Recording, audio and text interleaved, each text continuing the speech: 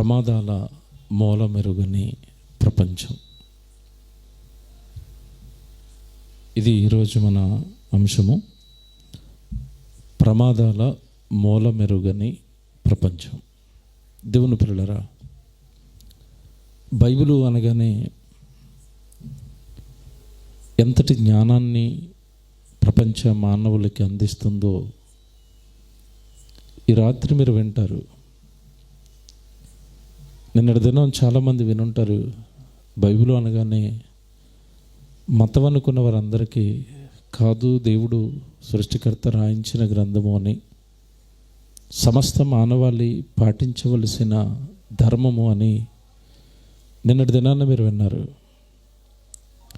Bible అనగానే బైబిల్కి మరొక పేరుండి, సృష్టికి మాన్యువల్ బుక్. ఇది సృష్టికి మాన్యువల్ అనమాట. మీరు ఏదైనా వస్తువు కొనుక్కున్నప్పుడు ఆ వస్తువు ఎలా తయారు చేయబడింది, ఆ వస్తువు ఎలా వాడితే ప్రమాదంలో పడుతుంది, లేదా వస్తువు ఎంతకాలం పనిచేస్తుంది, ఆ వస్తువు ఎలా నాశనం అయిపోతుంది, ఇవన్నీ చెప్పే పుస్తకాన్నే మాన్యువల్ అంటారు, బుక్లెట్ అంటారు. మీరు ఏ వస్తువు కొనుక్కున్నా ఆ వస్తువుతో పాటు కూడా ఆ పుస్తకం పెడతాడు అందులో. మీరు ఫ్రిడ్జ్ కొనుక్కున్నా ఉంటుంది ఆ పుస్తకం, మిక్సర్ కొనుక్కున్నా ఉంటుంది, మీరు ఏ వస్తువు కొనుక్కున్నా ఆ బుక్ ఉంటుంది. దాన్ని మాన్యువల్ అంటారు. నిజానికి ఆ బుక్లో ఉన్నవన్నీ మనం ఫాలో అవ్వాలి. ఆ వస్తువు బాగుండాలి అంటే, ఆ వస్తువు ఎక్కువ కాలం పని చేయాలి అంటే. మనిషి కనిపెట్టిన వస్తువుకి మాన్యువల్ ఎలాగైతే ఉంటుందో, నేను ఎలా తయారు చేశాను, దీన్ని ఎలా వాడుకోవాలి అని ఆ వస్తువును తయారు చేసిన వాడు ఆ బుక్ ప్రింట్ వేసి మనకి ఇస్తాడు, సహాయపడుతున్నాడు అనమాట. ఈ వస్తువుని ఇలా వాడుకోండి అని. వానలు పెనుగాలులు విరుచుకుపడగా భారీ ఆస్తి నష్టం జరిగింది. గంటకు 190 నుంచి 234 కిలోమీటర్ల వరకు వేగంతో వీచిన గాలులకు అనేక ఇళ్లు, చెట్లు కుప్పకూలాయి. లోతట్టు. ఇది సృష్టికి మాన్యువల్ అంటే సృష్టి ఎలా కలిగిందో చెప్తుంది, సృష్టి ఎలా పనిచేస్తుందో చెప్తుంది, సృష్టి మనిషి మీద ఎందుకు తిరగబడుతుందో చెప్తుంది, చివరికి సృష్టి ఎలా నాశనం అయిపోతుందో కూడా చెప్తుంది. సమస్తం ఇప్పుడు ప్రమాదాల మూలమెరుగని ప్రపంచం అనే టైటిల్. వేలాది భవనాలు నేలమట్టమయ్యాయి. అనేక నగరాలు మరుభూమిని తలపిస్తున్నాయి. భూకంప ధాటికి ఇప్పటి వరకు 2 దేశాల్లో 4500 మందికి పైగా మృత్యువాత పడగా వేల సంఖ్యలో ప్రజలు గాయపడ్డారు. మరోవైపు టర్కీలో దశల వారీగా భూ ప్రకంపనలతో జనం ప్రాణాలు అరచేతిలో పెట్టుకుని కాలమెలదీస్తున్నారు. టర్కీ, సిరియాలో ఎటు చూసినా కూలిపోయిన బిల్డింగ్లే దర్శనమిస్తున్నాయి. 2 దేశాల్లోని పలు ప్రాంతాలు శవాల దిబ్బగా మారాయి. మృతుల సంఖ్య భారీగా పెరుగుతోంది. దాదాపు 16,000 మంది తీవ్రంగా గాయపడి 100 మంది మరణించగా వేలాది మంది గాయపడ్డారు. శిథిలాలు అమర్చిన తర్వాత ఇప్పుడు నా కొడుకు లేదా నా కూతురు భూమి మీద బ్రతకడానికి అనుకూలంగా ఉంది అనుకున్న తర్వాత మనిషిని చేశాడు. దేవుడు ప్రకృతిని చేస్తున్నప్పుడు బైబిల్లో పదే ఒక మాట అంటాడు, అది మంచిది మంచిది మంచిది మంచిది. సమస్తానికి దేవుడు ఏమని సర్టిఫికెట్ ఇచ్చాడంటే మంచివి. మంచి వర్షాలు, ప్రారంభంలో దేవుడు సృష్టిని చేసినప్పుడు కురిసిన వర్షాలు మంచి వర్షాలు, మంచి ఎండలు, మంచి నేల, మంచి పంట. ఒకప్పుడు మనం మంచి నీళ్ళు తాగేవాళ్ళం, ఇప్పుడు నీళ్ళు ఉన్నాయి, మంచి లేదు. అవునా? ఒకప్పుడు మీ చిన్నప్పుడు ఇక్కడ కూర్చున్న వాళ్ళు ఎవరైనా 40-50 సంవత్సరాలు ఉంటే మీ చిన్నప్పుడు నీళ్ళు ఎక్కడ తాగారు చెప్పండి? చెరువులోకి అయితే తెచ్చుకున్నారు. ఇప్పుడు వెళ్ళి తెచ్చుకోండి చెరువులో. తెల్లారేసరికి మీరు విజయవాడ హాస్పిటల్కి వెళ్ళిపోలా, ఇమీడియట్గా వెళ్ళిపోలే విజయవాడ హాస్పిటల్కి. చిన్న హాస్పిటల్ కూడా పనిచేయవు, అన్ని రోగాలు వస్తాయి. మంచినీళ్ళు ఎందుకు దొరకటం లేదు? పాడైపోయాయి.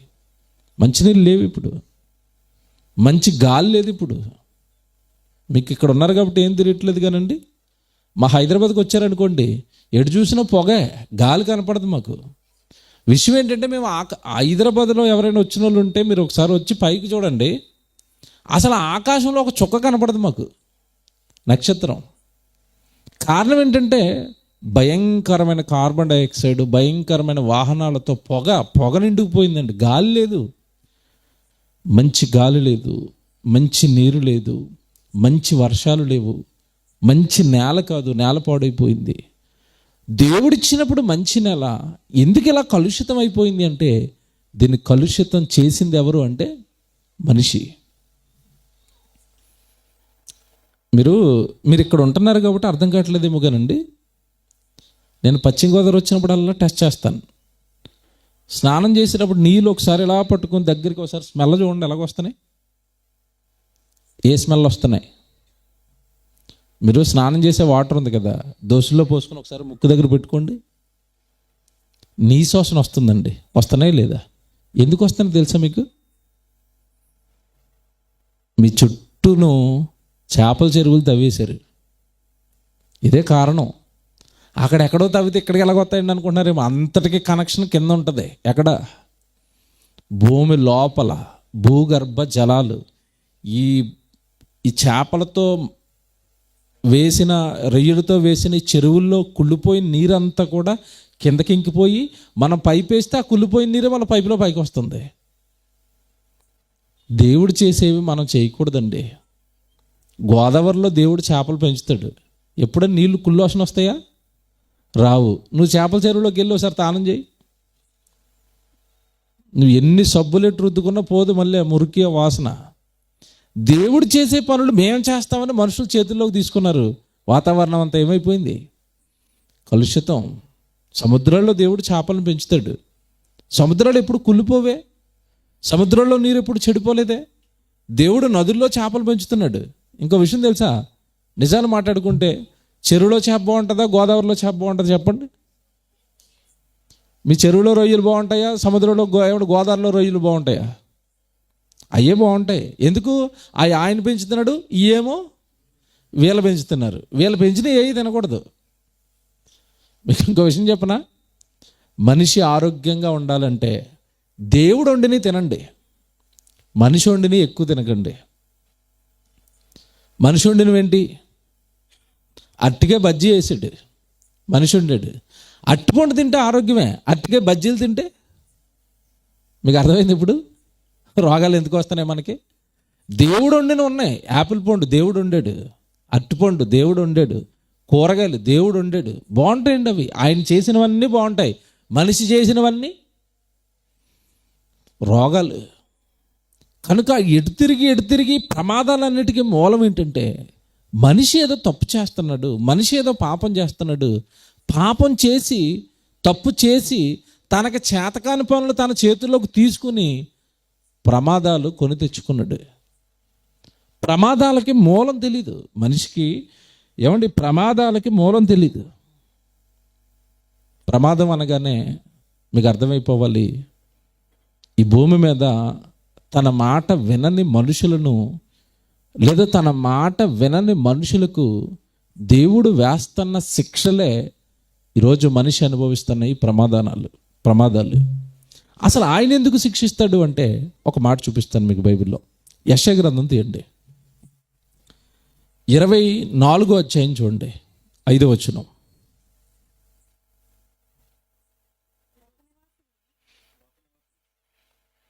యెషయా గ్రంథం 24వ అధ్యాయం 4వ వచనం చదువుతున్నారు. లోక నివాసులు అంటే ప్రపంచంలో ఉన్న మనుషులు అందరూ, ఏమంటే లోకంలో ఉన్న నివాసులు అందరూ. బైబిల్ అందరి గురించి మాట్లాడుతుంది, మనుషులందరి గురించి.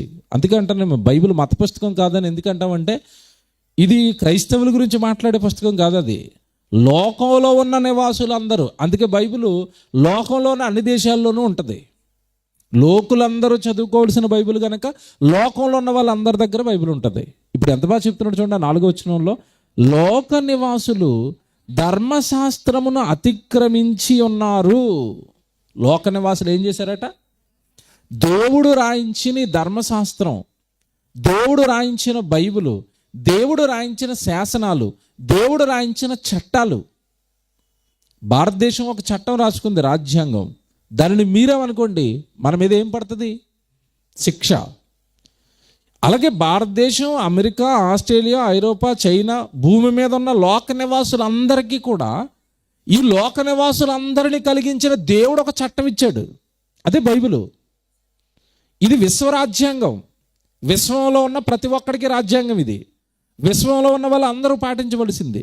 కానీ ఈ విశ్వరాజ్యాంగాన్ని లోక నివాసులందరూ, భూమి మీద ఉన్న నరరూపమెత్తిన ప్రతి ఒక్కడు కూడా బైబిల్ను ఫాలో అవ్వాలి. బైబిల్లో దేవుడు చెప్పినట్టుగా బ్రతకాలి. కారణం ఈ సృష్టి అయిందే, ఈ జన్మ అయిందే, కానీ కమాండర్ ఆయనే. కానీ మనుషులు ఏం చేశారట? లోక నివాసులందరూ కూడా ధర్మశాస్త్రమును మొత్తం ఆ దేశం ఈ దేశం అని చెప్పడం లేదు ఆయన. భూమి మీద ఉన్న మనుషులందరూ కూడా దేవుడి శాసనాలను, దేవుడి ధర్మశాస్త్రాన్ని, దేవుడి వాక్యాన్ని, దేవుడి మాటను ధిక్కరించేశారు. ఏమైన తర్వాత కట్టడను మార్చి నిత్య నిబంధనను మీరి ఉన్నారు. జాగ్రత్తగా వినండి. దేవుడు భూమి మీద మనుషులకు పెట్టిన కట్టడను ఏం చేశారట? మార్చేశారట. ఆ పదం చూసారా? కట్టడను మార్చి. కట్టడను మార్చి అంటే దేవుడు భూమి మీద మనుషులకి కొన్ని కట్టడలు పడితే దేవుడు పెట్టిన కట్టడల్ని ఏం చేశారట? అదేంటండి అది? మనుషులు దేవుడు కట్టడలు మార్చేశారా? మార్చలేదా? మార్చేశారు. మారిపోయింది ఒకటి జ్ఞాపకం చేయండి. మారిపోయింది ఒకటి జ్ఞాపకం చేసుకోండి. ఈ మధ్యకాలంలోనండి మద్రాసు అనుకుంటాను, భర్త హైకోర్టులో కేసు వేసాడండి. ఏమని కేసు వేసాడంటే, నా భార్య నన్ను మోసం చేసింది, నా భార్య నన్ను మోసం చేసి మరొకరితో అక్రమ సంబంధం పెట్టుకుందని కేసు వేసాడు. హైకోర్టు ఏమని తీర్పిచ్చిందో తెలుసండి? చాలా రోజులు కేసు నడిచింది, నాకు న్యాయం చేయండి, నా ఆస్తి అంతా లాగేసుకుంది, ఎవరితో ప్రియుడితో అయితే ఉంటుందో ఆ ప్రియుడికి నా ఆస్తి అంతా పంచేస్తుంది, ఖర్చు పెట్టేస్తుంది, నాకు అన్యాయం చేసింది, నా పిల్లల్ని పట్టించుకోవటం లేదు, నన్ను పట్టించుకోవటం లేదు, నాకు న్యాయం చేయండి అని కోర్టుకి వెళ్తే కోర్టు ఇచ్చిన తీర్పు ఏంటి తెలుసండి? చివరికి ఆ భార్యకు ఫేవర్గా తీర్పిచ్చింది. అక్రమ సంబంధాన్ని కోర్టు సపోర్ట్ చేసింది. వాళ్ళిద్దరూ ఇష్టపడ్డారు, చేసుకుంటారు, నీకేం బాధ అంటుంది భర్తనే.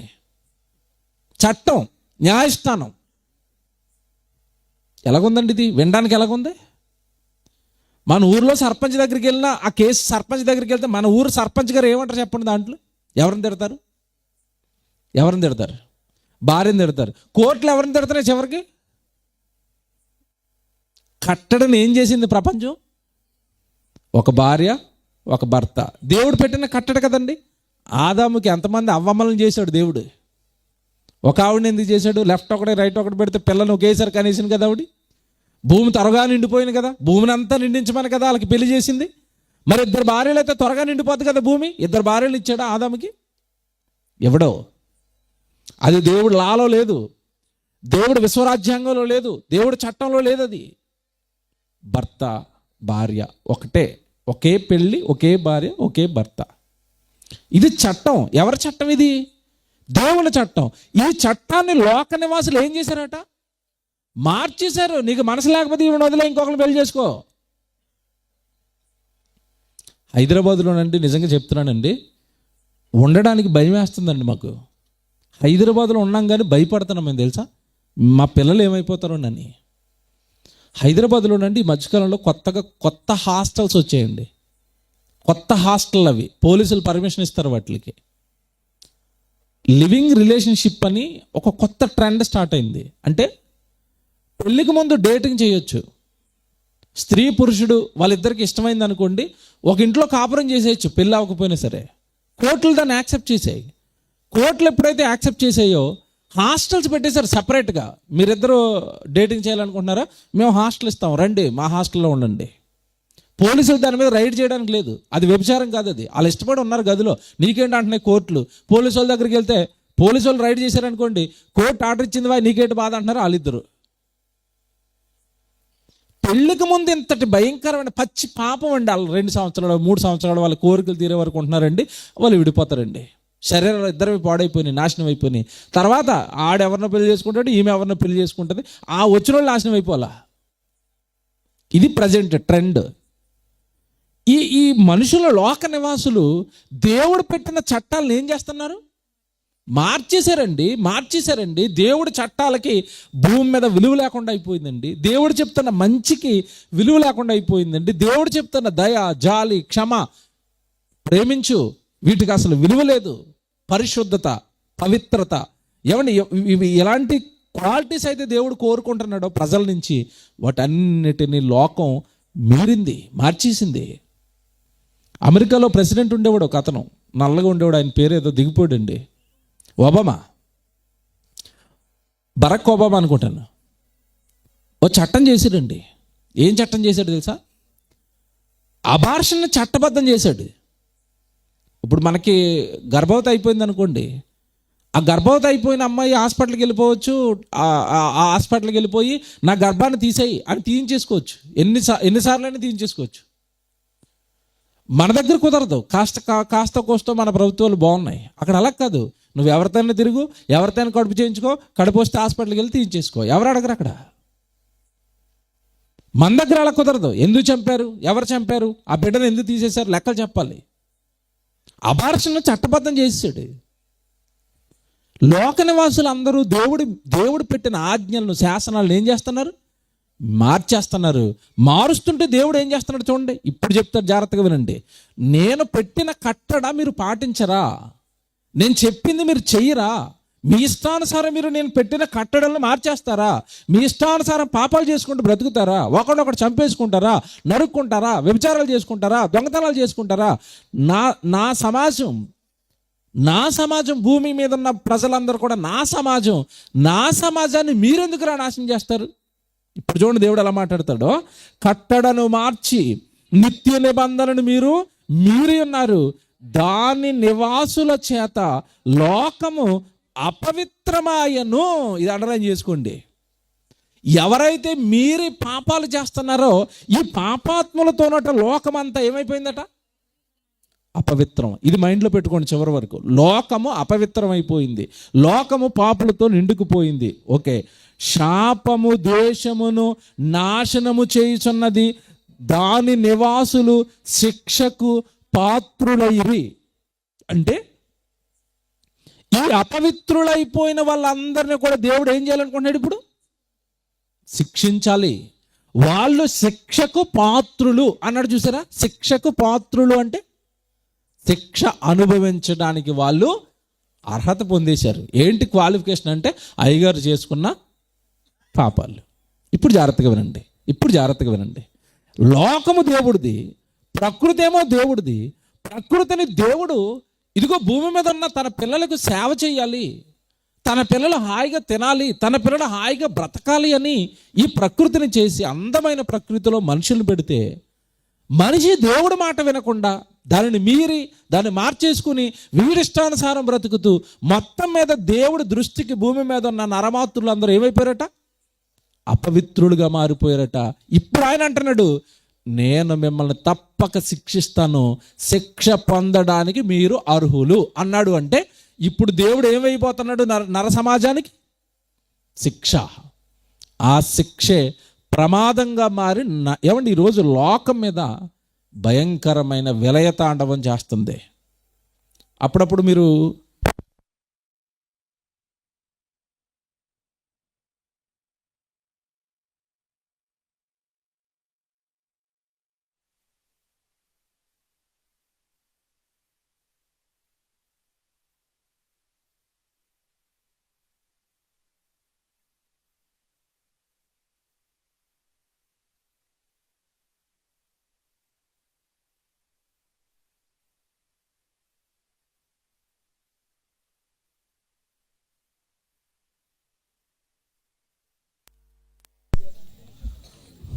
హలో,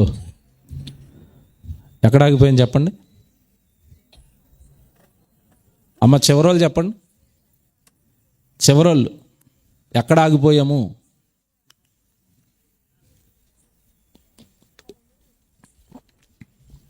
లోకము అపవిత్రమైంది. ఇప్పుడు దేవుడు ఏం చేయాలి? శిక్షకు పాత్రులైన వాళ్ళని మార్చాలి. ఆ వచ్చిన అపవిత్రతను ఏం చేయాలి? తీసేయాలి. దేవుడు ఏం చేస్తాడు అపవిత్రతను తీసేయడానికి? యోబు గ్రంథం తీయండి, 37వ అధ్యాయం. జాగ్రత్తగా చదవాలి. ఇదే యోబు గ్రంథం 37వ అధ్యాయం 12 నుంచి చదువుదాం. యోబు గ్రంథం 37వ అధ్యాయం 12వ వచనం. ఆయన వలన నడిపింపబడినవై నరులకు నివాసయోగ్యమైన భూగోళము. జాగ్రత్తగా వినండి. ఇప్పుడు ఈ భూగోళాన్ని, ఈ పంచభూతాలను, ఆకాశంలో ఉన్నవి, భూమి మీద ఉన్నవి అన్నిటిని ఎవరు నడిపిస్తున్నారట? ఆయన, దేవుడు. ఆయన వలన నడిపింపబడినవై. ఈ పదం పట్టుకోండి. ఆయన వలన నడిపింపబడినవై. గాలిని ఎవరు నడిపిస్తున్నారు? దేవుడు. వర్షాలను ఎవరు నడిపిస్తారు? దేవుడు. జాగ్రత్తగా వినండి. సూర్యుని ఎవరు నడిపిస్తున్నారు? దేవుడు. భూమి పరిగెడుతుంది కదా, ఎవరు పరిగెట్టిస్తున్నారు? దేవుడు. ఎవడు మీరు ఎప్పుడైనా బస్సు ఎక్కినప్పుడు, బస్సు అలాగే 50-60 కిలోమీటర్ల స్పీడ్లో బస్సు వెళ్తున్నప్పుడు ఎవడైనా అడ్డొచ్చేసి డ్రైవర్ గారు సడన్గా బ్రేక్ వేసారు అనుకోండి, సీట్లో ఉన్న వాళ్ళు అందరూ ఎక్కడ పడతారు? వెళ్ళి ముందున్న సీట్ని గుద్దుకోరా? కొంతమందికి ముక్కు పగిలిపోద్ది, కొంతమందికి నుదుటి మీద తగిలేద్ది. బస్సు ఎంత స్పీడ్లో ఉంది? 50 కిలోమీటర్లు. ఆర్టీసీ బస్సు అయితే 60కి మించి వెళ్దండి. నేను ఎన్నోసార్లు బాధపడ్డాను, కొంచెం బాగా వెళ్తే బాగుంది దాన్ని. వెళ్దది. మీటింగ్ టైం అయిపోతూ ఉంటుంది, బస్సు వెళ్తూ ఉంటుంది అలాగ పీతలాగా నెమ్మదిగా. బస్సు 50-60 కిలోమీటర్ల వేగంతో వెళ్తున్న బస్సుకి సడన్గా బ్రేక్ వేస్తే ఏమంటే పైన ఉన్న సామాన్లు కొన్నిసార్లు వచ్చి కింద నెత్తి మీద పడిపోతూ ఉంటాయి. కింద ఉన్నవాడు నెత్తి మీద, సీట్లో ఉన్నవాడు నెత్తి మీద సూట్ కేసులు అవి వచ్చి. ఇప్పుడు భూమి తిరుగుతుందా? తిరుగుతుంది. ఎంత స్పీడ్తో తిరుగుతుంది? 1,11,600 కిలోమీటర్ల వేగంతో తిరుగుతున్న భూమికి సడన్గా బ్రేక్ వేస్తే ఊహించండి ఒకసారి ఏం జరుగుతుందో. ఈ మేడ వచ్చి అవతల మేడను గుద్దుకుంటుంది, వెళ్ళి 2 మేడలు పడుకుంటాయి కింద. మేడలో ఉన్న వాళ్ళు కూడా పడుకుంటారు. ఇక అంటే భూమి మీద ఎవడు బ్రతకడు. మళ్ళీ చెప్తున్నాను, భూమి మీద ఎవడు బ్రతకడు. సముద్రంలో ఉన్న నీళ్ళన్నీ బ్రేక్ అయ్యగానే ఆ నీళ్ళన్నీ ఎక్కడికి వస్తాయి? జనాల మధ్యలోకి వస్తాయి. సముద్రంలో ఉన్న నీళ్ళన్నీ జనాల మధ్యలోకి వస్తే ఒకసారి ఊహించండి, భూమికి బ్రేక్ వేస్తే ఏం జరుగుతుంది? బస్సుకు డ్రైవర్ గారు ఉంటారు, బ్రేక్ ఆయన చేతిలో ఉంది. భూమికి బ్రేక్ ఎవరి చేతిలో ఉంది చెప్పండి? ఒకసారి వేస్తే ఎలాగుంటుంది? చిన్నగా 1 నిమిషం వేసి వదిలేస్తాడు అంతే. ఎలాగుంటుంది? ఎప్పుడైనా బ్రేక్ వేసాడా? వేయలేదు. ఎందుకు వేయలేదు అంటే ఇప్పుడు చెప్తాడు చూడండి. ఆయన వలన నడిపింపబడినవై అంటే దాన్ని నడిపిస్తున్నది ఎవరు అంటే, సృష్టిని నడిపిస్తున్న డ్రైవర్ గారు ఎవరు అంటే దేవుడు అండి. చాలా బాగా నడిపిస్తాడు. సడన్ బ్రేక్లు ఏముండవు. సూర్యుడు ఎప్పుడైనా లేటుగా వచ్చాడా? ఓ రోజు లేటుగా, 1 గంట లేటుగా, 2 గంటలు లేటుగా సూర్యుడు ఎప్పుడైనా లేట్ వస్తాడా? రాడు. వర్షాలు ఎప్పుడైనా లేట్ వస్తాయా? రావు. మన ముక్కులో గాలి కావాలి. గాలి ఒక అరగంట లేటుగా వచ్చింది అనుకోండి మన ముక్కులోకి, పరిస్థితి ఏంటి? అరగంట కాదు 10 నిమిషాలు లేట్ వస్తే చచ్చిపోతాం. కరోనా టైంలో చాలామంది ఎందుకు చచ్చిపోయారు తెలుసండి? ఆక్సిజన్ దొరక్క, గాలి దొరక్క చచ్చిపోయారు. ఇవన్నీ మీరు ఆలోచిస్తే దేవుడు వలన నడిపింపబడతాయి ఇవన్నీ. కానీ నడిపింపబడుతూ కష్టపడి వీటన్నిటిని నడిపించి, నా పిల్లలారా మీరు పరిశుద్ధంగా బ్రతకండి, పవిత్రంగా బ్రతకండి, నా కట్టడలు మేరకండి, మీరు పాపాలు చేయకండి, నాకు ఇష్టం ఉండదు. ఎందుకంటే ఒరిజినల్గా నా క్యారెక్టర్ ఏంటంటే నేను పరిశుద్ధుడిని కనుక మీరు కూడా ఎలా ఉండాలి? పరిశుద్ధంగా ఉండాలి. అంతే. తండ్రి ఎలాగ ఉన్నాడో కొడుకు కూడా అలాగే ఉండాలి. తండ్రి అయిన దేవుడు పరిశుద్ధుడు కనుక పిల్లలు కూడా ఎలా ఉండాలి? పరిశుద్ధంగా ఉండాలి. మీ పాపాలు నాకు నచ్చటం లేదు, మీ నేరాలు నాకు నచ్చటం లేదు. నేను నడిపిస్తున్నాను ఈ సృష్టిని. నా వలన మీరు క్షేమంగా ఇంట్లో పడుకుంటున్నారు, నా వలన గాలి పీల్చుకుంటున్నారు, నా వలన తిండి తింటున్నారు. నాకు గనక కోపం వచ్చిందా, నడిపించే వీటిల్నే, సేవ చేస్తున్న వీటిల్నే ఒక్కసారి మా ఓడి సంగతి చూడని మీ మీద కుసుగొలుపుతాను. ఎలాగుంటుంది అప్పుడప్పుడు వార్తల్లో టీవీ వాడు అంటాడు, ప్రకృతి తిరగబడింది అంటాడు. విన్నారా? ప్రకృతి కన్నెర్ర చేసింది, ప్రకృతి పగపట్టేసింది అంటాడు. పెద్ద పెద్ద మాటలు. ఏం జరుగుతుందో ఏం తెలియదు. ఎవడో రైటర్ స్క్రిప్ట్ రాసిస్తే చదువుతూ ఉంటాడు ఆ టీవీలో కూర్చుని. వాడికి ఏం తెలియదు చదివేవాడికి. మనం ఆ చదివేవాడిని చూసి ఏదో పెద్ద జ్ఞానాన్ని మనం అనుకుంటాం. ఆడికి ఏం తెలుసండి? స్క్రిప్ట్ రాసిస్తారు వెనకాల, ఆడు చదువుతూ ఉంటాడు టీవీలో కూర్చుని. ప్రకృతి ఎందుకురా తిరగబడింది, ప్రకృతి ఎందుకురా కన్నెర్ర చేసింది, ప్రకృతి ఎందుకురా నీ మీద పగబట్టింది, మూలం ఏమన్నా తెలుసా నీకంటే తెలీదు. దానికి ఓనర్ ఎవరో తెలీదు, అది నీ మీద ఎందుకు పగబడుతుందో తెలీదు. భూకంపం వచ్చింది అనుకోండి, ఏమంటారు తెలుసా? భూకంపం ఎందుకు వచ్చిందిరా మూలం చెప్పంటే భూమి కింద పలకలు సర్దుకున్నాయట. అక్కడ పలకలు ఎందుకు సర్దుకున్నాయి? మా కింద ఉన్నాయి పలకలు తాడేపల్లిగూడెంలో. మా పలకలు సర్దుకోవట్లేదండి. అక్కడ పలకలు ఎందుకు సర్దుకున్నాయి తెలియదు వాడికి. తుఫాన్ వచ్చింది అనుకోండి, బంగాళాఖాతంలో అల్పపీడనం ఏర్పడింది అంటాడు. ఉత్తిదే అది ఎక్కడ ఏర్పడిందో కూడా వీడికి తెలీదు. ఎందుకంటే బైబిల్లో ఉంది, మరుగు స్థానంలో తుఫాను పుడుతుంది అన్నాడు. అంటే దేవుడు మరుగు అన్నాడంటే అది రహస్యం. అది ఎక్కడ స్టార్ట్ అయిందో కూడా వాడికి తెలీదు. బంగాళాఖాతంలో తిరుగుతుంది, విశాఖపట్నం మీదుగా తాడేపల్లిగూడెం వచ్చి అలాగే హైదరాబాద్ వెళ్ళిపోద్ది అంటాడు. ఈ రూట్ మ్యాప్ కూడా వీడియో ఇచ్చేస్తాడు. నీ మాట ఉంటుంది, అది అంచనా వేస్తాడు అంతే. కానీ ఎందుకు వస్తున్నాయి తుఫాన్లు, ఎందుకు వస్తున్నాయి భూకంపాలు అంటే ఇప్పుడు చెప్తాడు చూడండి. దేవుడు కిందకి వెళ్ళేసరికి ఆయన వలన నడిపింపబడినవై నరులకు నివాసయోగ్యమైన భూగోళము మీద మెరుపును మేఘములను సంచారము చేయును. ఆయన వాటికి ఆజ్ఞాపించినది యావత్తు అవి నెరవేర్చును. అండర్లైన్ చేసుకోండి. సృష్టి అట నీ మాట ఇందట. ఎవరి మాట ఇంటదట? ఆయన వాటికి ఆజ్ఞాపించినది యావత్తు అవి ఖచ్చితంగా నెరవేరుస్తాయి. అంటే వర్షాలు, తుఫానులు, భూకంపాలు వీటన్నిటి వెనకాల వెళితే దేవుడు ఆజ్ఞ ఉంది దాని వెనకాల. కింద చెప్తాడు చూడండి తర్వాత మాట. శిక్ష కొరకే గాని, తన భూలోకము కొరకే గాని, కృప చేయుటకే గాని ఆయన ఆజ్ఞాపించిన దానిని అవి నెరవేర్చును. ఇది అండర్లైన్ చేసుకోండి.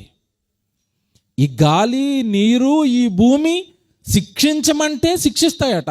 లేదు నా పిల్లలకి సేవ చేయాలి, కృప చూపించాలంటే అవి మన మీద కృప చూపిస్తాయట. ఎంతమంది చూసారా? అంటే ఈ పాపం చేసిన వాళ్ళని శిక్షించడానికి దేవుడు దేన్ని వాడుకున్నాడు? ఇప్పుడు ప్రకృతే. ఆయన ఆయుధం ప్రకృతే. ఒక్కసారి ప్రకృతి తిరగబడితే సీన్ ఎలా ఉంటుంది చూస్తారా? బాబు వీడియోలు పంపించాను. ఏమంటే ఒక్కసారి మీరు విజువల్ చూడండి, ఎంత భయం వేస్తా తెలుసండి. మనం ప్రశాంతంగా ఉన్నాం కనుక మనకేం అర్థం కాదు కదండి. ఒకసారి ప్రకృతి తిరగబడితే, వరదలు వస్తే, లేదా ప్రకృతి తిరగబడి భూకంపం వస్తే మనుషుల పరిస్థితులు ఎలా మారిపోతాయి తెలుసా? ఎంతటి దయానీయమైన స్థితిలోనికి ఏమంటే కుటుంబాలు వెళ్ళిపోతాయి తెలుసా?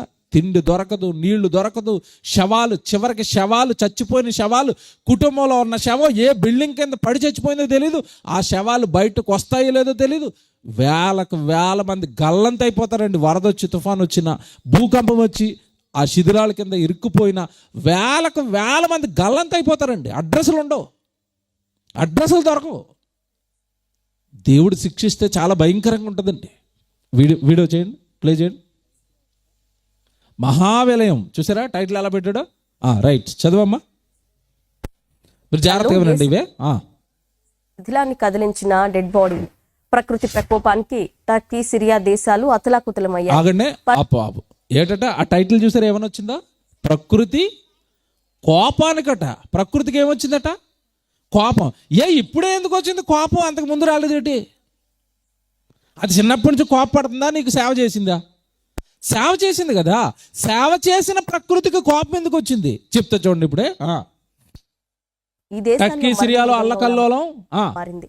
భూకంప తీవ్రతకు వేలాది భవనాలు నేలమట్టమయ్యాయి. అనేక నగరాలు అవన్నీ కూలిపోయిన ఇల్లు అండి. అవి మీకు అలా కనపడుతున్నాయి కానీ ఆ సూపర్ అపార్ట్మెంట్స్ అవన్నీ కూలిపోయాయి. కుట్టల కింద పడిపోయినాయి చూడండి. కల్పిస్తున్నాయి. భూకంప ధాటికి ఇప్పటి వరకు 2 దేశాల్లో 4,500 మందికి పైగా మృత్యువాట పడగా చచ్చిపోయిన చూడండి 4,500 మంది చావు. 4,500 మంది అట. చిన్న మరణాలండి అవి. తక్కువ మందా చచ్చిపోయిన వాళ్ళు? వేల మంది చచ్చిపోయారండి, వేల మంది. సంఖ్యలో ప్రజలు గాయపడ్డారు. మరోవైపు టర్కీలో దశలవారీగా భూ ప్రకంపనలతో జనం ప్రాణాలు అరచేతిలో పెట్టుకుని కాలమెలదీస్తున్నారు. టర్కీ, సిరియాలో ఎటు చూసినా కూలిపోయిన బిల్డింగ్లే దర్శనమిస్తున్నాయి. 2 దేశాల్లోని పలు ప్రాంతాలు శవాల దిబ్బగా మారాయి. మృతుల సంఖ్య భారీగా పెరుగుతోంది. ఇప్పటి వరకు టర్కీలో దాదాపు 3,000 మందికి పైగా మృత్యువాత పడగా దాదాపు 16,000 మంది తీవ్రంగా గాయపడ్డారు. ఇక సిరియాలో 1,500 మంది చచ్చిపోయిన వాళ్ళు 4,000, 3,000 అట. హాస్పిటల్కి వెళ్ళిపోయిన వాళ్ళు ఎంతమంది తెలుసండి? దెబ్బలు తగిలి 16,000 మంది అటండి. దెబ్బ తగిలి కాళ్ళు ఇరిగిపోయి, చేతులు ఇరిగిపోయి, మెడలు ఇరిగిపోయి, నడుము ఇరిగిపోయి హాస్పిటల్లో కొన ఊపిరితో కొట్టుమిట్టాడుతున్న వాళ్ళు ఎంతమంది తెలుసా? 16,000. ఆ 16,000 మందిలో ఎంతమంది మనలో తిరిగి బతుకుతారు, ఎంతమంది నడుస్తారు, ఎంతమంది పని చేసుకుంటారు, ఎంతమంది చచ్చిపోతారు, ఎంతమంది మంచాన్ని ఉండిపోతారు? మీరు ఆలోచించండి. అంటే ప్రకృతి దెబ్బ కొడితే సుమారుగా 20,000 నుంచి 30,000 మంది జీవితాలు కుప్పకూలిపోతున్నాయి. టర్కీ, సిరియా 2 దేశాలు బ్యాడ్ అండి. అవి అసలు బాగా ఉగ్రవాదులు అండి. ఆ దేశాల నిండా కాల్చుకోవడాలే, చంపుకోవడాలే, జాలి, దయ, ప్రేమ, అసలు కనికరం లేని దేశాలండి అవి. సిరియా అనేసరికి భయంకరమైన టెర్రరిస్టులు అండి. ఐఎస్ఐ ఉగ్రవాదులు అందరూ కూడా అక్కడే ఉంటారు. పాడైపోయిన దేశాలండి ఉగ్రవాదంతో. టర్కీ చెప్పుకోవడానికి సిగ్గుచేటుగానండి. అసలు భూమి మీద ఉన్న మొట్టమొదటి మానవుడు ప్రారంభమైంది ఎక్కడి నుంచో తెలుసా?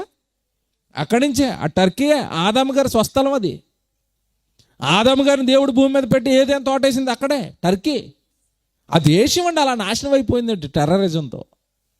దేవుడు కొట్టాడండి దెబ్బ. లేటెస్ట్గా అది కొడితేనండి దెబ్బకి ఆ టర్కీ, సిరియాలో వేల మంది, అందులో నరహత్య చేసిన వాళ్ళు, అందులో పాపం చేసిన వాళ్ళు, అందులో నుండి భయంకరమైన నేరాలు చేసిన వాళ్ళని నేలమట్టం చేసేసాడు. 1,000 మంది నేలమట్టం. ఎందుకండి భూమి అలా కంపించింది? ఎందుకన్నా బిల్డింగ్లు కూలిపోయి? ఇంకో విషయం తెలుసండి, భూకంపం వచ్చిందంటేనండి దాని దెబ్బను తట్టుకొని తిరిగి మరలా ప్రజలు సరిగా జీవించడానికి కొన్ని సంవత్సరాలు పడుతుంది మళ్ళీ. ఎందుకంటే ఆస్తి నష్టం మామూలుగా జరగదు. అన్ని మేడలు కూలిపోయినాయి అంటే ఎన్ని కార్లు నాశనం అయిపోతాయి, ఎంత మెటీరియల్ నాశనం అయిపోద్ది, ఎంత సంపద ఆవిరైపోద్ది చూడండి భూకంపం జరిగితే. తినడానికి తిండి లేక పక్క దేశాలు పట్టుకొస్తే వాళ్ళు అడుక్కు తినే వాళ్ళ తయారయ్యారండి. మొన్నటి వరకు అడుక్కు తిన్నారు. పక్క దేశాలు తిండి ఎడితే తప్ప తిండి లేదు. కుప్పకూలిపోయి నాశనం అయిపోయిందండి. ఏమంటే నిజంగా మనిషి అంటే మనిషే. అన్ని 1,000 మంది చచ్చారు అంటే ఎందుకంటే అంత అలా తిరగబడింది భూమి వాళ్ళ మీద? ఎందుకంటే అంతమందిని చంపేసింది? ఇదిగో దేవుడు మాట అన్నాడు చూసారు ఇందాక, కృప కొరకే కానీ శిక్ష కొరకే కానీ దేవుడు వాటికి ఆజ్ఞాపించినవి యావత్తును అవి నెరవేరుస్తాయి. ఈ భూకంపాలు ఏమండి, ఈ భయంకరమైన వరదలు, తుఫాన్లు ఎవరు కారకుడు? ఎవరో తెలుసా? దేవుడే. యెషయా గ్రంథం తీయండి, 29వ అధ్యాయం 6వ వచనం చూడండి బైబిల్లో. యెషయా గ్రంథం 29వ అధ్యాయం, యెషయా గ్రంథం 29వ అధ్యాయం 6వ వచనం చూడండి. ఉరుముతోనూ, చూసారా ఇప్పుడు మీరు న్యూస్ చూసింది అదే, ఉరుముతోనూ భూకంపముతోనూ మహాశబ్దముతోనూ సుడిగాలి తుఫానులతోనూ దహించు అగ్నిజ్వాలలతోనూ సైన్యములకు అధిపతియగు యెహోవా దానిని శిక్షించును. ప్రమాదము శిక్ష. నువ్వు ప్రమాదం అనుకుంటున్నావు, దేవుడు ఆ ప్రమాదం అన్న ప్రతి చోట ఏం చేస్తున్నాడు తెలుసా? అది నేను నీ మీద వేసిన శిక్ష. ప్రకృతి కన్నెర చేసింది కాదు, దేవుడు కన్నెర చేశాడు. దేవుడు నిన్ను శిక్షించాడు. అది చెప్పాల్సిన న్యూస్. ఒరిజినల్ న్యూస్ ఏంటంటే సిరియా, టర్కీ, మీ ఇద్దరిని దేవుడు శిక్షించాడు. టోర్నడోలట, భయంకరమైన గాలులు టోర్నడోలు అని వచ్చినాయి అంటే అమెరికా ఆ దేశాల్లో టోర్నడోస్ అంటారండి తుఫాన్ని. రౌండ్గా సుడిగాల్లాగా అలా రింగేసుకునండి. ఆ టోర్నడో వచ్చిందంటే కారు కావాలంటే కారు ఎత్తుకుపోద్ది, బిల్డింగ్ కావాలంటే బిల్డింగ్ ఎత్తుకుపోద్ది. అది ఎత్తుకుపోవడమే వచ్చి 1,000 మంది నాశనం అయిపోతారండి టోర్నడోలు వస్తే. తుఫాన్లు మన దగ్గర తుఫాన్ అంటాం, వాళ్ళు టోర్నడోస్ అంటారు. వాళ్ళు సర్వనాశనం అయిపోద్దండి. ఎందుకు అందంగా ఉన్న ప్రకృతి ఎందుకు మనిషిని నాశనం చేస్తుంది, చంపేస్తుంది అంటే నేను పెట్టిన కట్టడలను ఏం చేసావు? మార్చేసావు. నేను పెట్టిన కట్టడలు నువ్వు మీరావు కనుక తప్పక నేను నిన్నేం చేస్తాను? శిక్షిస్తాను. నువ్వు మారాలి, నువ్వు మార్చుకోవాలి. ఎందుకంటే నువ్వు నన్ను మర్చిపోయి భయంకరమైన పాపాలు చేస్తున్నావు. యెహెజ్కేలు గ్రంథం తీయండి. ఎందుకు వస్తున్నాయి ఇవి? ఎందుకు వస్తున్నాయి శిక్షలు? ఎందుకు వస్తున్నాయి ఈ ప్రమాదాలు అంటే 22వ అధ్యాయం యెహెజ్కేలు గ్రంథం 12వ వచనం చూడండి. యెహెజ్కేలు గ్రంథం 22వ అధ్యాయం 12వ వచనం చూడండి. ఇదిగో నువ్వు నన్ను మర్చిపోయావు. ఎవరిని మర్చిపోయారట? మనుషులు దేవుడిని మర్చిపోయారండి. ఏమండి నేను ప్రతిదాన్నినండి ఈ మాట దేవుడు మాట్లాడుతున్నాడు అని దేవుడిలోకి వెళ్ళి ఆలోచిస్తానండి. అప్పుడే బైబిల్లో రాయబడిన ప్రతి మాట మనకు అర్థమవుతుందండి. నన్ను మర్చిపోయి అన్నాడు దేవుడు అంటే మనం ఎవరి కోసమైతే కష్టపడుతున్నామో, మనం ఎవరినైతే బాగా ప్రేమిస్తున్నామో వాళ్ళు మనల్ని మర్చిపోయారు అనుకోండి, మనకు ఎలాగుంటుంది? కన్న కొడుకు వివాహం అయిన తర్వాత నువ్వు కనేవు, పెంచావు, ఎన్నో కష్టాలు పడ్డవాడి కోసం వాడు పెద్ద అయిన తర్వాత నీ దగ్గరికి వచ్చి అమ్మ ఎవరు నువ్వు అన్నాడు అనుకోండి, ఒకసారి ఆలోచించండి. నీ కొడుకు వచ్చి నిన్ను ఎవరు నువ్వు అన్నాడు, ఎలాగుంటుంది ఆ సీను? ఎలాగుంటుంది? ముందు వాడు కాలర పట్టుకుని లాగి దవడ మీద కొట్టేదండి అమ్మ, కొడతా? నన్ను ఎవరంటావారా? కళ్ళు నెత్తికెక్కాయారా నీకు? నన్నరా మర్చిపోతావు అంటది. కొట్టడానికి ఆ అమ్మకి హక్కు ఉందా? ఉంది. ఎందుకు? కనీ పెంచిన ఆయన ఎలాగండి మర్చిపోతుంది? ఎలాగండి మర్చిపోతాడు? అమ్మని ఎలా మర్చిపోతాడు? నాన్నని ఎలా మర్చిపోతాడు? భార్య దగ్గరకు వచ్చి ఎవరమ్మా నువ్వు అన్నాడు అనుకోండి, పిల్లలకి అన్న తర్వాత ఎలాగుంటుంది ఆవిడికి? అట్లో సట్టుకుని వస్తుంది ఇంట్లోంచి, కాల్ చేస్తా తొళ్ళ మీద. నన్నెవరంటావా? నన్ను మర్చిపోయావా? మర్చిపోవచ్చండి. అలాగా మర్చిపోకూడదు. రోజు గాలి ఇస్తున్నాడే దేవుడు, గాలి పీల్చుకుంటున్నావు. నేను ఇక్కడ ఉన్న వాళ్ళని అడుగుతున్నాను, మీరు ఎవరైనా గాలికి బిల్లు కడుతున్నారా? కట్టి వాళ్ళు చేయొద్దండి. కట్టడం లేదంటే గాలి ఎవరిది ఇప్పుడు? దేవుడిది. నీళ్ళకి బిల్లు కడుతున్నారా? లేదు.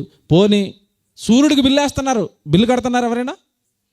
వెలుతురుని వాడుకుంటున్నారు కదా, పగల ఎండ వస్తుంది కదా, సూర్యుడు వేడి వాడుకుంటున్నారు కదా, వెలుతురుని వాడుకుంటున్నారు కదా, బిల్లు కడుతున్న వాళ్ళు చేయొద్దండి. వర్షాలకి బిల్లు కడుతున్న వాళ్ళు చేయొద్దండి. ఇవన్నీ ఎవరివి? నువ్వు బిల్లు కట్టకుండా ఫ్రీగా వాడేసుకుంటున్నావంటే ఎవరి కష్టం అది? దేవుడిది కదా, నీ తండ్రిది కదా. మరి ఇవన్నీ వాడుకొని నువ్వు బ్రతుకుతూ ఆయన మర్చిపోతే ఎలాగా? ఆయన కట్టడం మర్చిపోతే ఎలాగా? ఆయన బైబిల్లో నీకు ఇచ్చిన శాసనాలు మర్చిపోతే ఎలాగా? ఆయన రాయించిన వాక్యాలు మర్చిపోతే ఎలాగా? ఇప్పుడు చదవండి ఎంత బాధపడతాడంటే, నన్ను మరిచిపోయి నరహత్య చేయుటకై లంచము పుచ్చుకొని వారు మీలో ఉన్నారు. అంటే ఈ లంచం పుచ్చుకొని చంపేస్తున్నాడు సుఫారీ గ్యాంగ్ అంటారు వాళ్ళని. మీకు తెలుసా? ఇప్పుడు ఎవరినైనా చంపేయాలంటే మనం చంపాల్సిన అవసరం లేదు. మీరు ఒక 4 లక్షలు ఎవరికైనా సుఫారీ ఇచ్చారనుకోండి, ఆడో గ్యాంగ్ వేసుకొచ్చి 6గురిని పొలాల్లో కట్టుకెళ్ళి నరికేస్తాడు. అంటే వాడు లంచం తీసుకుని ఏం చేస్తాడు? నరహత్య చేస్తాడు. ఈ లంచం తీసుకుని నరహత్య చేస్తున్న వాళ్ళు చాలామంది ఉంటారు తెలుసా, గ్యాంగ్స్. మీకు అప్పట్లో ఒక సంచలనం అయిపోయింది కేసు. మారుతీరావు గారు తెలుసా? తన కూతురు అమృత ఇష్టం లేని పెళ్లి చేసుకుంది, లో క్యాస్ట్ ఆయన పెళ్లి చేసుకుందని మిరియాలు కూడా సుఫారీ ఇచ్చి చంపించేశాడు అల్లుడిని. ప్రణయ్ అనుకుంటాను ఆయన పేరు, ప్రణయ్. తెలుసు కదా మీకు ఆ కేసు. మామయ్య గారు చంపలేదు. ఎవరు చంపారు? మామయ్య గారు సుఫారీ ఇస్తే ఆ గ్యాంగ్ వచ్చి ప్రణయ్ని హాస్పిటల్ ముందు ఏం చేసింది? కొడవలతో నరికేశారు. ఆయన తర్వాత నరికించిన ఆయన చచ్చిపోయాడు, నరికిన ఆయన చచ్చిపోయాడు. నరికినోడికేమో ఉరిశిక్ష పడ్డది అనుకుంటా మన లేటెస్ట్గా. ఎవరు సుఖంగా ఉండరండి. నేరాలు చేసినోడు ఎవడో సుఖంగా ఉండడు. నేరాలు చేసిన వాళ్ళు ఎవరు హాయిగా ఉండరు. వాళ్ళతో పోలేదు. మన ఈ మధ్యకాలంలో ఆ మారుతీరావు గారి తమ్ముడు అనుకుంటాను, తమ్ముడో అన్నయ్యో, ఆయన కూడా లోపల ఇస్తారు యావజ్జీవ కారాగార శిక్షణ. అందులో ఈయన పాత్ర కూడా ఉందట.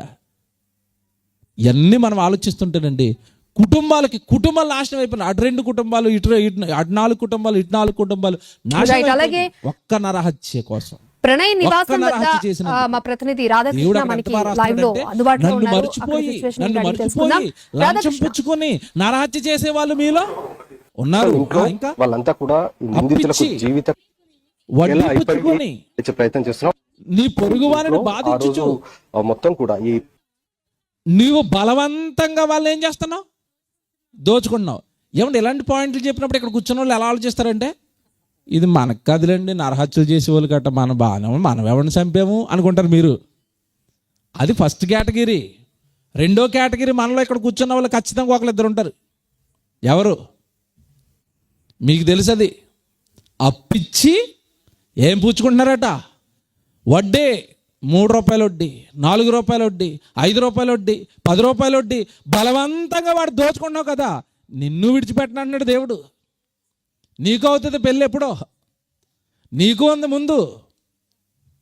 కష్టాలలో ఉంటే నీకున్న దాంట్లో అప్పియు.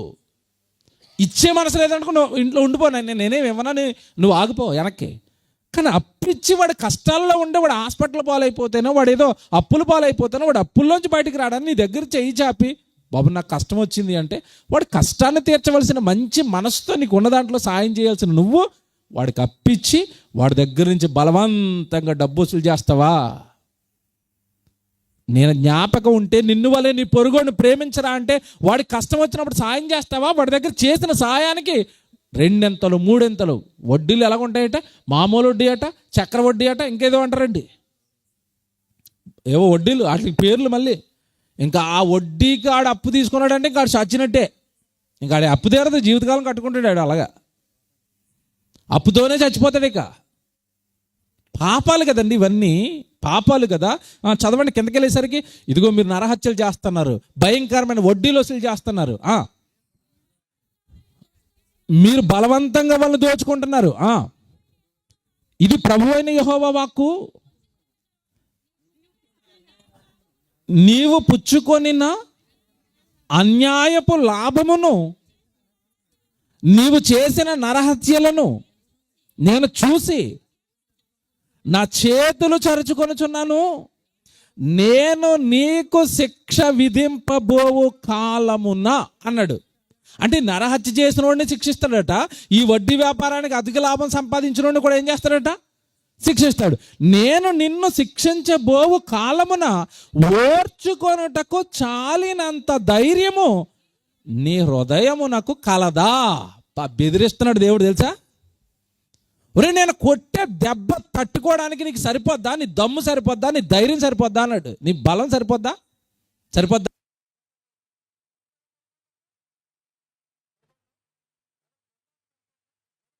సరిపోయిందా? పరుగులు పెడుతున్నారు, పరుగులు ప్రాణాలు కాపాడుకోవడానికి.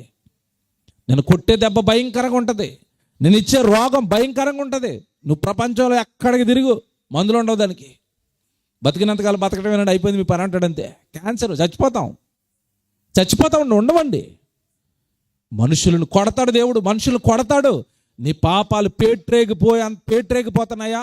నీ పాపాలు అలాగ పెంచుకుంటూ పోతున్నావా?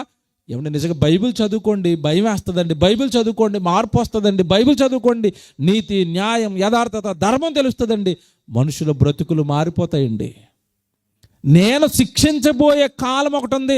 ఆ కాలమున నీకొచ్చే ప్రమాదాన్ని తట్టుకోగలిగినంత ధైర్యము, శక్తి, బలము నీకుందా అన్నాడు. ఉందా? దేవుడు కొడితేనండి మనకు దిక్కు ఉంటుందండి? ఉంటుందా? మీరు ఆలోచించండి, ఉంటుందా? కాపాడవలసిన వాడే శిక్షించడానికి రెడీ అయ్యాడు అంటే భూమి మీద మనకి దిక్కే ఉంది చెప్పండి. అప్పుడప్పుడు మనిషి అంటాడు దిక్కు లేని వాడికి చెప్పండి తర్వాతదే దేవుడే దిక్కు. మరి దిక్కు ఉన్నవాడికి దేవుడు అవసరం లేదా? ఏమంటే జాగ్రత్తగా వినాలి. అది సగం కరెక్టా సామెత? దిక్కు లేని వాడికి దేవుడే దిక్కు, నిజమే. మరి దిక్కు ఉన్నవాడికి దేవుడు దెబ్బ కొట్టి నీ దిక్కున్నాడు చోట చెప్పుకోరా అంటాడు. ఎవరు చెప్తావు అప్పుడు? కరోనా వచ్చింది, నీ దిక్కున్న చోట చెప్పుకోరా అన్నాడు. ఎక్కడ చెప్పుకున్నారు మనుషులంతా? మాకు శాస్త్రవేత్తలు ఉన్నారు, వాళ్ళతో చెప్తాం, కరోనా తగ్గిస్తారు అనమనండి. ఆ రోజు ఎవరినైనా నీ దిక్కున్న చోట చెప్పుకోండి రా అన్నాడు అంతే ప్రపంచాన్ని. భూకంపం వచ్చింది అనుకోండి, మీ దిక్కున్న చోట దాక్కోండి రా అంటాడు. తుఫాన్ వచ్చిందనుకోండి, మీ దిక్కున్న చోట దాక్కుంటారు అంటాడు. ఎక్కడ దాక్కుంటారు చెప్పండి? మనుషులు ఎక్కడ దాక్కుంటారు?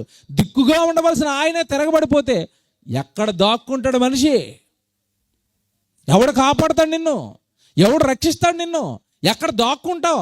అసలు ఈ ప్రపంచమే ఆయనది అయినప్పుడు ఆ ప్రపంచమే నీ మీద తిరగబడిపోతే నీకు దిక్కేది, మొక్కేది, రక్షణ ఏది? ఒకసారి ఆలోచించు.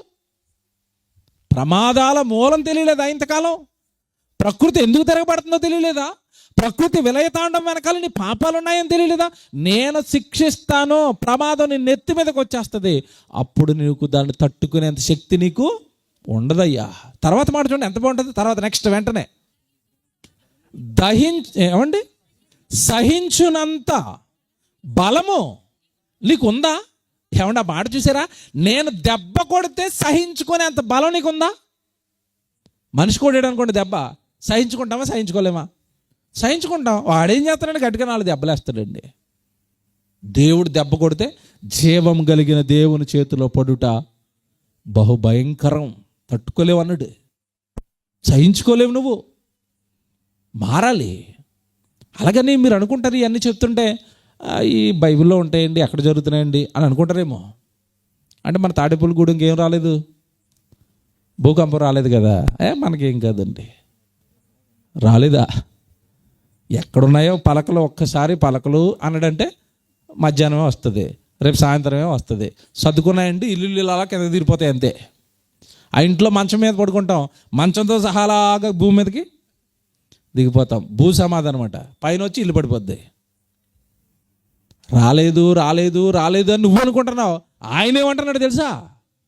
అధికముగా దుర్మార్గపు పనులు చేయకము, నీకివ్వబడిన కాలమునకు మునుపే నీవేళ చచ్చిపోతావు. వద్దురా బాబు, నేను సహిస్తున్నాను, మానుకోరా మానుకోరా మానుకోరా అంటే మనం అనుకుంటున్నా, నేను అప్పు వడ్డీలు పోలు తీసుకున్నా, నాకు ఏమైంది? అంతే కదా. నేను ఇద్దరికి సుపారీలు ఇచ్చి ఇద్దరు మర్డర్ చేయించేసాను, నాకేమైంది? ఏం అవ్వలేదా? ఆయన లెక్కలేస్తున్నాడు, కొడతాడు ఎప్పుడు దెబ్బ, తట్టుకోలేవు, తిరిగి లేవలేవు. ఇంకొక విషయం చెప్పాలంటే, లేవటం కదా, అసలు భూమి మీద అడ్రస్ ఉండదు. ఇక మర్చిపోవడమే, ఫోటోకి దండే, ఇక అడ్రస్ ఉండదండి. ఇక కనుక ప్రతి ప్రమాదానికి మూలానికి వెళ్ళిపోతే, ప్రకృతి ఎందుకు తిరగబడుతుందని మూలానికి వెళ్ళిపోతే, దీని వెనకాల ఏముందట? దేవుని యొక్క మహోగ్రత క్రోధం, కోపం. మనుషులు చేస్తున్న పాపాలకి, మనుషులు చేస్తున్న నేరాలకి దేవుడు ఉగ్రుడై తన ఉగ్రతను ఈ భయంకరమైన ఈ ప్రమాదాల రూపంలో మనిషికి తన యొక్క కోపాన్ని తెలియచేస్తున్నాడు. ఎప్పుడు కూడానండి దేవుడు కోపం నువ్వు చచ్చిపోవాలనో, నువ్వు నాశనం అయిపోవాలనో కాదు. పిల్లల మీద నీ కోపం దేనికి? పిల్లోడు చచ్చిపోవాలన్నా, పిల్లోడు మారాలన్నా. అంతే కదండి. మన పిల్లల మీద మనం ఎందుకు కోపడతాం? మనం ఎందుకు తిడతాం? మనం ఎందుకు కొడతాం పిల్లల్ని అప్పుడప్పుడు? వాడు మారాలని తప్ప చచ్చిపోవాలని కాదు. మీకు విషయం తెలుసండి, ఇక్కడ కూర్చున్న మీరు అందరూ ఒకసారి మీ చిన్నతనానికి వెళ్ళిపోండి. మీరు చిన్నపిల్లలుగా ఉన్నప్పుడు వెళ్ళిపోండి, మీ అమ్మ నాన్నలో మిమ్మల్ని పెంచుతున్న కాలానికి వెళ్ళిపోండి. తప్పు చేస్తే ఏం జరుగుతుందో మనకు తెలియదండి. నా చిన్నప్పుడు నాకు తెలియదు, తప్పు చేస్తే ఏం జరుగుతుందో తెలియదు నాకు. తప్పు చేసి ఇంటికి రాగానే మా అమ్మ తాడు తీసింది. ఓ రోజు మొత్తం ఇంటి చుట్టూ 4 రౌండ్లు వేయించింది కర్రతోని. చిన్నప్పుడు అండి, చిన్న తప్పు అని చేశాను నేను. డబ్బులు ఇచ్చింది, వెళతా పాలోడికి డబ్బులు కట్టేసి నువ్వు స్కూల్కి వెళ్ళు అని చెప్పింది చెయ్యాలి యాజ్ ఇట్ ఈజ్గా. మనకు కొంచెం అప్పుడు కాన్ఫిడెన్స్ ఎక్కువ, వెళ్ళేటప్పుడు కట్టడేటి, వచ్చేటప్పుడు కడతాను, జోబులు పెట్టుకుని వెళ్ళాను. జోబులు పెట్టుకుని వెళ్తే ఏమంటే స్కూల్లో పిల్లలు తినగా ఉంటారా? ఆటలో, ఎగరటాలు, గెంతటాల్లో ఈ జోబులు ఉన్న డబ్బులు ఎక్కడ పడిపోయినాయి. రిటర్న్లో ఇంటికి వస్తున్నాను, జోబులో చేయడితే డబ్బులు లేవు. అది చిన్న అమౌంట్ కాదు అప్పట్లో. 20 రూపాయలు 30 రూపాయలు అంటే ఇప్పుడు 2000 3000తో సమానం అప్పట్లో డబ్బు అండి. నా చిన్నతనంలో చెప్తున్నాను.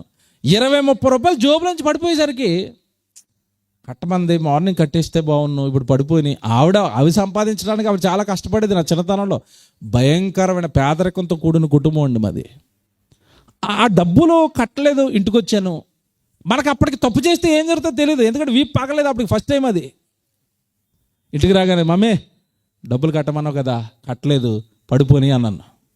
మనకు తెలియదు పర్యవసానం ఎలా ఉంటుందో. డబ్బులు పడేసావా? ఎన్ని రోజుల నుంచి పోగు చేశానో తెలుసారా నీకు అన్నదే. మనకేం తెలుసు?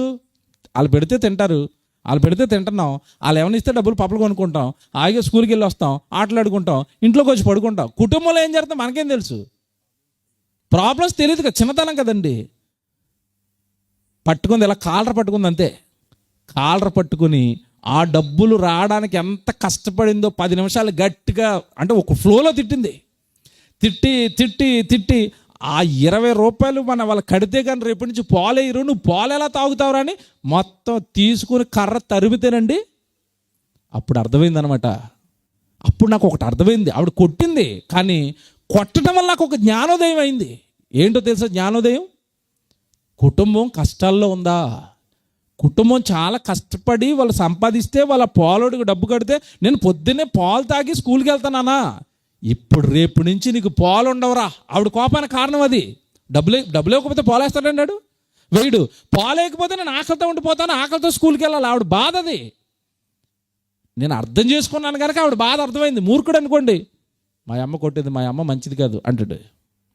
నిజంగా చెప్తాను, చిన్నప్పటి నుంచి ప్రతి సంఘటన ఆలోచించేవాడిని అండి. ఇంత కోపం ఈవిడికి ఎందుకు వచ్చిందంటే అక్కడ జరుగుతున్న సిచ్యువేషన్ ఏంటో, దానివలన నేను చేసిన తప్పు వలన జరిగిన నష్టం ఏంటో నాకు తెలియాలి.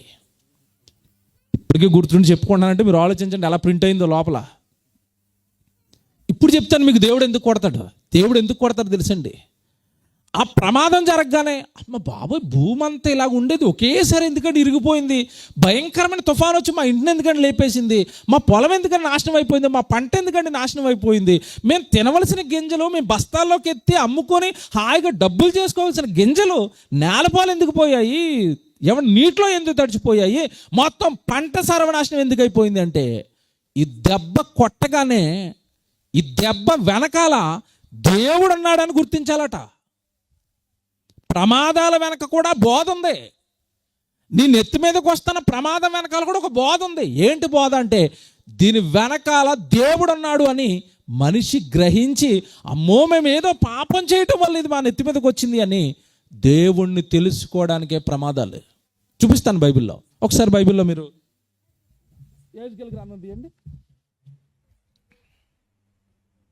యెహెజ్కేలు గ్రంథం తీయండి, 13వ అధ్యాయం 13వ వచనం చూడండి.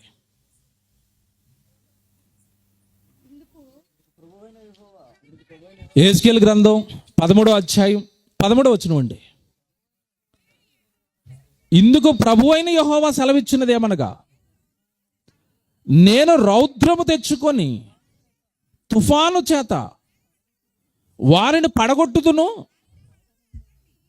పడగొట్టెదను, నా కోపాగ్నిని బట్టి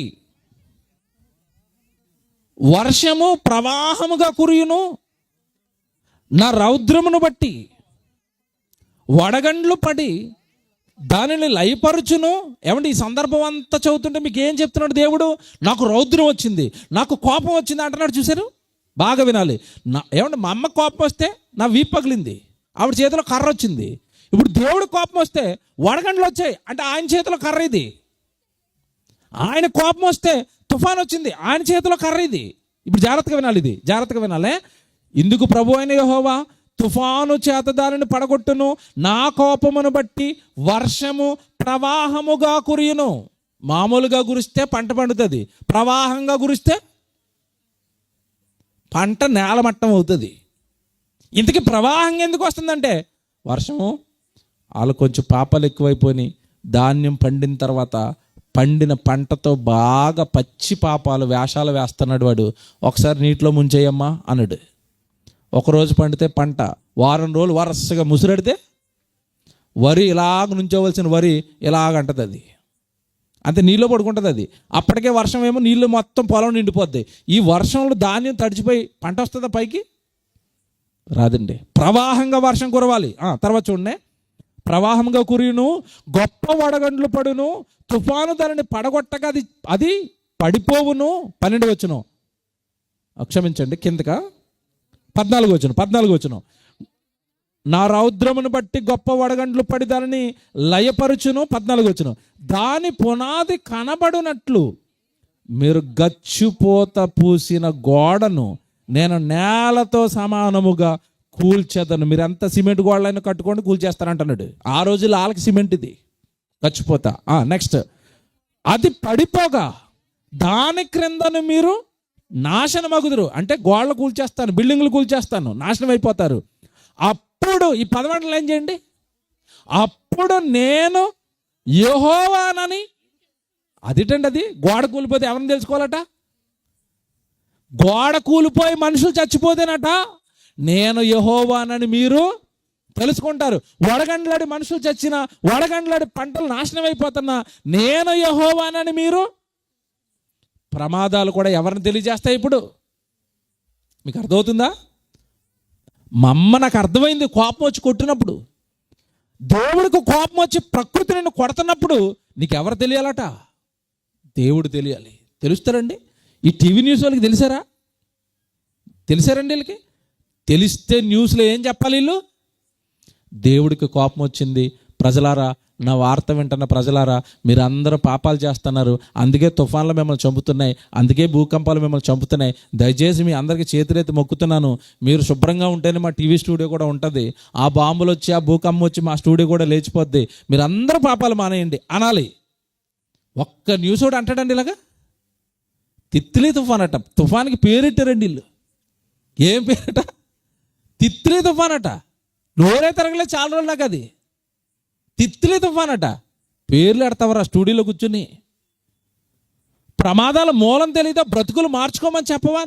నీకు ఒక మీడియా ఉంది కదా, ఒక వార్త ఇవ్వచ్చు కదా. మనం ఏమైనా పాపాలు చేస్తున్నామేమో. ఏమన్నా నాకు ఇప్పటికీ నాకు అర్థం కానిది ఏంటంటే, ఇప్పటికీ నేను స్టిల్ ఒకప్పుడండి కనీసం సామాన్యులకు తెలిసిన విషయాలండి ఇప్పుడు చదువుకున్నవాడికి కూడా తెలియట్లేదండి. అవునా కదా? మీరు ఆలోచించండి.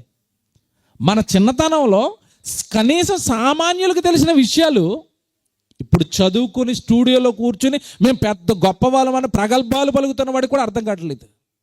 మన చిన్నతనంలో కాస్త కోస్తారండి, మీకు తెలుసో లేదో, అప్పట్లో ఏదైనా రోగం వైరస్ వచ్చేసి మనుషులందరూ చచ్చిపోతున్నారు అనుకోండి, పెద్దోళ్ళు ఏం చేసేవారు చెప్పండి? వాళ్ళ నమ్మకాన్ని బట్టి ఏ దేవుడో మన మీద కోపగించాడు, మనం ఏదో పాపాలు చేసాం, సో దేవుడు శాంతించాలంటే ఇప్పుడు మనం ఏమయ్యాలి? ఏదో ఒక జంతువు బలేస్తే ఈ బలిని తీసుకుని దేవుడు మన మీద కోపాన్ని తగ్గిస్తాడేమో. కనీసం పెద్దవాళ్ళు ఆలోచించేవారు కదండి ఒకప్పుడు.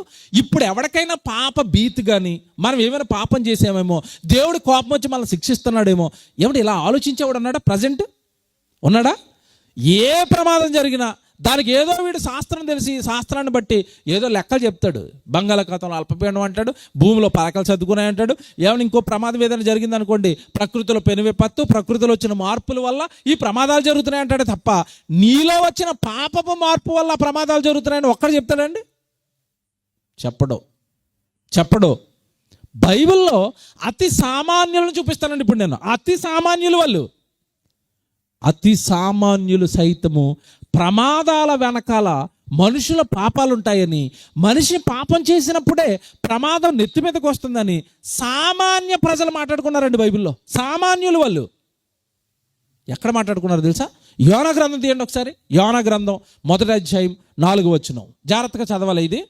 ఈ యోనా గ్రంథం అనగానే మీకు అర్థం కావాలి అక్కడ జరుగుతున్న సందర్భం ఏంటంటే, ఈ యోనా గారు అనే ప్రవక్తని దేవుడు నినేవే పట్టణానికి వెళ్ళాడు. ఆయన ప్రజలందరూ పాడైపోయారు, వాళ్ళు పాపాత్ములు, నరహత్యలు చేస్తున్నారు, వ్యభిచారాలు చేస్తున్నారు, అప్పులు లంచాలు, అబ్బో ఆ నగరం పచ్చి పాపాలతో పాడైపోయింది. నాయన నా దూతగా నా ప్రవక్తగా నా తరపున వెళ్ళి నువ్వు అక్కడ నిలబడి ప్రజలందరికీ పాపాలు మానేయండి, లేదా దేవుడు మిమ్మల్ని శిక్షించబోతున్నాడు అన్న సమాచారం చెప్పు నినేవే పట్టణానికి. అంటే ప్రకటించడానికి వెళ్ళాల్సిన ఈయన, వాక్యం చెప్పడానికి వెళ్ళాల్సిన ఈయన నినేవే పట్టణానికి వెళ్ళమంటే ఈయన ఎలాగ ఆలోచించాడంటే, నేను వెళ్ళి చెప్తే మాత్రం వాళ్ళు మారిపోతారేంటి? మారరు కదా. ఎందుకు వాళ్ళ దగ్గరికి వెళ్ళిన వాళ్ళు అసలు మంచోళ్ళు కాదు, నేను చెప్పినప్పుడు నన్ను కానీ చంపేస్తారేమోనని నినేవే పట్టణానికి వెళ్ళాల్సిన ఈయన ఎక్కడ పారిపోతున్నాడు? తర్షీష్ అనే పాడిపోవడానికి టికెట్ తీసుకున్నాడు, వాళ్ళు కొనుక్కున్నాడు. ఎందుకైనా బెటర్ మన పైన ఉంటే ఎవడన్నా గుర్తుపడతాడేమో మొత్తం మీద అడుక్కెళ్ళిపోయి వాడు అడుగున హాయిగా తలగడేసుకుని నిద్రపోతున్నాడు. అలాగా తుఫాన్ లేచింది, ఆ వాడ అలాగా వెళ్తుంది, తుఫాన్ లేచిపోయింది. తుఫాన్ లేచిపోయేసరికి అండి ఆ తుఫానులో ఉన్న ప్రజలు ఆ ప్రమాదం నుండి తప్పించుకోవడానికి చాలా ప్రయత్నాలు చేశారు. వస్తువులన్నీ కింద పడేశారు, బరువులన్నీ కింద పడేశారు. ఏం పడేసినా తగ్గట్లేదు, అది ప్రాణాల మీదకి వచ్చేసింది. ఇక చచ్చిపోతారని డిసైడ్ అయిపోయి వాళ్ళు ఒక ఆలోచన చేశారండి. నిజంగా ఎంత మంచి ఆలోచన చేశారు తెలుసా వాళ్ళు? చదువుతారు చూడండి, 4వ వచనం చదవండి. వచనం చెప్పండి. 7వ వచనం. 7వ వచనమా? 7వ వచనం చదువుతున్నారు డైరెక్ట్గా. 7వ వచనం అండి. అంతలో వాడవారు ఎవరిని బట్టి, చూసారా మాట్లాడాలని చేసుకోండి, ఎవరిని బట్టి ఇంత కీడు మనకు సంభవించాను. ఇంతకీ వాళ్ళ మీదకి వచ్చిన కీడు ఏంటి? ఆ రోజు తుఫానట. ఎవరిని బట్టి ఇంత కీడు మన మీదకి వచ్చింది, ఎవరిని బట్టి తుఫాన్ రేగింది, ఎవరిని బట్టి తుఫాన్ వచ్చింది, ఎవరిని బట్టి తుఫాన్ వచ్చి మనం అందరం చచ్చిపోతున్నాం అంటే వాళ్ళు ఏం ఆలోచించారంటే, ఈ వాడలో ఉన్నవాడు ఎవడో తప్పు చేశాడు, అందుకే దేవుడు ప్రకృతిని రేపి మనలందరినీ చంపేయాలనుకుంటున్నాడు. ఎంత బాగుందండి అది. ఏనాడైనా ఒక్క న్యూస్ ఒకటి చెప్పాడండి ఇలాగా?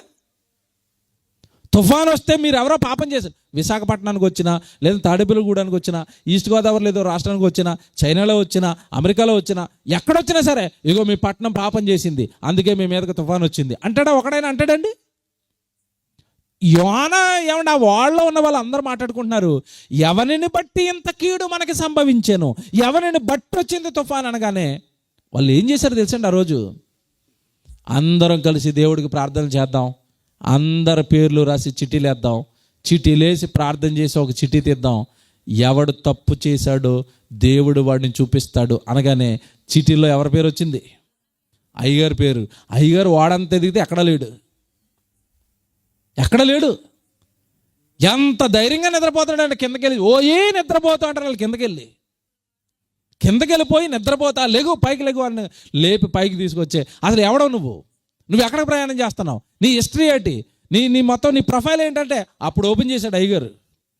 నేను ఈ ఆకాశాన్ని భూమిని కలిగించిన సృష్టికర్తకి నేను ప్రవక్తని, ఆయన కొరకు బ్రతకవలసిన వాడిని, ఆయన నినేవ పట్టణానికి వెళ్ళమన్నాడు.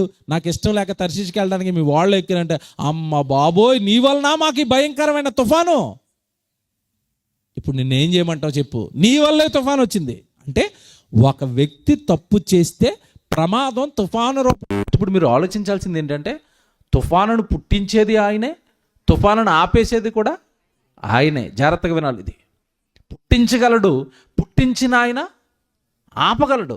భూమి మీద ఉన్న ఏ మనిషినైనా తుఫాను ఆపమనండి, ఆపుతాడండి? తుఫాను ఆపడానికి ఏం అడ్డాడతారు? అడ్డు పెట్టడానికి ఏమున్నాయి చెప్పండి? తుఫాను వస్తుందండి, నేను ఆపేస్తానండి. అడ్డు పెట్టడానికి మనిషి దగ్గర ఏమున్నాయి? తలుపులు వేసుకుంటాడు, తలుపులు వేసుకుని లోపల గడెట్టుకుంటాడు. తుఫాను వచ్చి పై టాప్ లేపుకొని వెళ్ళిపోద్ది. ఏం అడ్డాడతావు దానికి? ఎవడ ఆపగలడు? అదే ఇందాక చెప్పాడు, నేను శిక్షించే కాలాన్న నేను శిక్ష నీ మీదకి రప్పించినప్పుడు దానిని తట్టుకునే శక్తి, దానిని సహించగలిగిన బలం, దాన్ని సహించగలిగిన ధైర్యం నీకుందా అన్నాడు. ఇందుకే అంటే ప్రకృతి తిరగబడితే, దేవుడికి కోపం వస్తే ఆయన కొట్టే శిక్ష, ఆయన కొట్టే ప్రమాదానికి మనిషి తలొగ్గాలే తప్ప ఎదురుగ్గా నిలబడి దాని నుండి రక్షించుకునే శక్తి మనిషికి లేదండి. తట్టుకోలేడండి మనిషి, తట్టుకోలేడు. ఆయన ప్రమాదం కనుక మనుషుల మీదకి రప్పిస్తే తట్టుకునేంత శక్తి మనిషికి లేదు. ఆ రోజు మీరు జరిగింది మీరు ఆలోచిస్తానండి, నిజంగా వాళ్ళకి ఎలా తెలిసిందంత జ్ఞానము అంటే, నిజంగా వాళ్ళు బైబిల్ చదువుకున్నారో లేదంటే దేవుడిని అలా ప్రకృతిని బట్టి దేవుడిని విశ్వసించారో కానీ ప్రకృతి ప్రమాదాల వెనకాల దేవుడు ఉంటాడు అన్నది మాత్రం వాళ్ళు గమనించారండి. ఇప్పుడు బైబిల్లో మీకు మంచి వచనం చూపిస్తాను. ఇప్పుడు కీర్తన గ్రంథం చూడండి ఒకసారి. బైబిల్ అనుకూలంగా ఉన్నవాళ్ళు 107వ కీర్తన 29వ వచనం చూడండి. బైబిల్లో చదవడానికి అనుకూలంగా ఉన్న వాళ్ళు జాగ్రత్తగా చూసుకోండి. 107వ కీర్తన ముగించేస్తాను. 29 107వ కీర్తన 29. ఆయన తుఫానును ఆపివేయగా దాని తరంగములు అణిగిపోయెను, అవి నిమ్మలమైనవని వారు సంతోషించిరి. చూసారా ఎలాగుందో? చూసారండి ఎలాగుందో వాక్యం? ఎలా ఉంది చూసారా? తుఫానునట ఆయన ఆపేస్తాడట. ఆయన తుఫానును ఆపివేయగా, పదం చూసారా? ఆపివేయగా అంటే తుఫానును ఆపాలి అన్నా, భూకంపాన్ని ఆపాలి అన్నా పంపించిన ఆయనే మరలా తిరిగి వాటిని ఆపాలి. నాకు బైబిల్ అంటే మీకు చాలాసార్లు చెప్తాను, బైబిల్ అంటే మాకు ఎందుకు ఇష్టం అంటే, బైబిల్ అంటే మాకు ఎందుకు ప్రాణము అంటే, నీకు ప్రకృతిలో జరుగుతున్న దేని గురించైనా అడుగు, దేన్నైనా నువ్వు అడుగు, దేని విషయమైనా సరే చక్కగా బైబిల్ చెప్పేస్తుందండి. తుఫాన్ రావడానికి కారణము చెప్పింది, తుఫాన్ను కూడా ఆపేది ఆయనే అని చెప్పింది. తుఫాను ఆగాలంటే ఏం చేయాలి? ప్రమాదాలు ఆగాలంటే ఏం చేయాలి? ఆ రోజు యోన, నేను చేసిన పాపాన్ని ఒప్పుకుంటున్నాను తండ్రి, ప్లీజ్ నా పాపాన్ని క్షమించండి, నేను మీ మీద తిరగబడ్డాను, మీరు చెప్పిన మాట వినటం లేదు, మీరు చేసిన ఆజ్ఞను నేను మీరాను, దాన్ని మార్చేశాను, ఒక పట్టణానికి వెళ్ళమంటే మరో పట్టణానికి వెళ్తున్నాను, మీ ఆజ్ఞను మీరాను, మీ ఆజ్ఞను ధిక్కరించాను, అందుకే ఈ భయంకరమైన ప్రమాదం మా నెత్తి మీదకి వచ్చింది. నేను మిమ్మల్ని క్షమ అడుగుతున్నాను, నన్ను చంపండి తప్ప పాపం చేసినందుకు, వీళ్ళందరినీ విడిచిపెట్టండి అని తన ప్రాణాన్ని త్యాగం చేసి ఎక్కడికి దూకేశాడు? సముద్రంలోకి దూకేశాడు. యోన కూడా మంచోడేనండి. ఎంత మంచోడంటే, నేను చేసిన పాపానికి వీళ్ళందరూ చచ్చిపోవడం ఎందుకనో ఆలోచించాడు. అవునా? అదే వాళ్ళలో మనం ఉంటే, యోన గారి ప్లేస్లో మీరు ఉన్నారండి, ఏమంటారు చెప్పండి? బాబు అందరూ నా తల చేయి పట్టుకోండి, మనం ఎవరో సావం, నేను అసలు చావను, మనం అందరూ వాళ్ళ ఉండి అలా ఒడ్డుకెళ్ళిపోదాం అంటారు. అన్నాడు ఆ యోన. దేవుడు దెబ్బ కొడితే ఆ దెబ్బ నుంచి తప్పించుకోలేమన్న సంగతి ఎవరికి తెలుసు? యోనాకు తెలుసు. నాకు ఇప్పుడు రెండే మార్గాలు, ఒకటి మారాలి, రెండు చచ్చిపోవాలి. చచ్చిపోవడం కంటే మారడం బెటర్ కదా. దేవుడు శిక్షకు లోనై కుటుంబాన్ని కూల్చుకోవడం, నా జీవితాన్ని నాశనం చేసుకోవడం కంటే మారు మనసు పశ్చాత్తాపడితే అయిపోద్ది కదా. తండ్రి తప్పు చేశాను తండ్రి, నన్ను క్షమించు తండ్రి, నన్ను మార్చు తండ్రి, నేను చేసిన తప్పును ఒప్పుకుంటానని తండ్రి అనగానే అలాగా సముద్రంలో నుంచి అలా నీటిలో పడగానే అప్పటికే ఏర్పాట్లు అయిపోయినాయి. కింద ఒకరు రెడీగా ఉన్నారు, కింద ఇంకో వాడ. ఏంటి వాడ? చేప. హాయిగా సముద్రంలో వాళ్ళలో ప్రయాణం చేయను ఆయన అంటే ప్రయాణాన్ని మార్చుకున్నాడు ఈయనే. వాళ్ళ వెళ్ళాల్సినోడు నీజు కంపులో చేప కడుపులో వెళ్ళాడు. ప్రయాణం మారింది. గమ్యాన్ని అయితే మాత్రం వదలడు. నువ్వు వెళ్ళాల్సిందే, వాళ్ళకి నువ్వు వెళ్ళి వాక్యము చెప్పాల్సిందే, నిన్ను మాత్రం వదిలేదు లేదు అన్నాడు. అంతే. అక్కడ వాళ్ళని చంపలేదు, మారినందుకు ఇన్ని కూడా చంపలేదు. దేవుడి గురించి చెప్పాను కదండి, దెబ్బలు కొట్టేటప్పుడు చచ్చిపోవాలని కొట్టరు ఏ తల్లి తండ్రి, మారాలనే కొడతారు. దేవుడు నీ మీదకి ఏదైనా ప్రమాదాన్ని రప్పిస్తున్నాడంటే చచ్చిపోవాలనో నాశనం అయిపోవాలనో కోరుకోడు దేవుడు. మారాలి, మారాలి. నువ్వు మారావా నేను క్షమించేస్తాను, మారావా శిక్షను నేను నీ మీదకి రానివ్వను, తప్పిస్తాను. యేసుప్రభు చెప్పిన మాటలు చెప్పి ముగించేస్తాను. కొత్త నిబంధనకి రండి, లూకాసు వార్త 13వ అధ్యాయం. లూకాసు వార్త 13వ అధ్యాయం. ఈ మాటలు చూడండి ఎంత బాగుంటాయో. 13వ అధ్యాయం మొదటి నుంచి. లూకాసు వార్త 13వ అధ్యాయం మొదటి నుంచి. పిలాతు గలిలయలో ఉన్న కొందరి రక్తము వారి బలులతో కలిపి ఉండెను. ఆ కాలమున అక్కడ ఉన్నవారు కొందరు ఆ సంగతి విని యేసుతో చెప్పగా, ఇక్కడ ఏం జరిగిందంటే పిలాతు అనే ఒక రోమన్ గవర్నర్ అండి, వాడు దేవుడికి బలులు ఇవ్వడానికి మనుషులను చంపేశాడు చాలామందిని. ఆ మనుషుల రక్తాన్ని బలిచ్చాడు మనుషుల రక్తాన్ని. ఆ సంగతి పట్టుకొచ్చి యేసుప్రభు చెప్పారు కొంతమంది, అయ్యా వాడు మనుషులను చంపేస్తున్నాడు, మనుషుల రక్తాన్ని వాడు బలిస్తున్నాడు, మనుషులను చంపేశాడు, అక్కడ చాలామంది చచ్చిపోతున్నారు వాడి చేతిలో పడి అని చెప్పగానే యేసుప్రభు చూడండి ఏమంటున్నాడు. యేసుప్రభు ఏమంటున్నాడు చూడండి.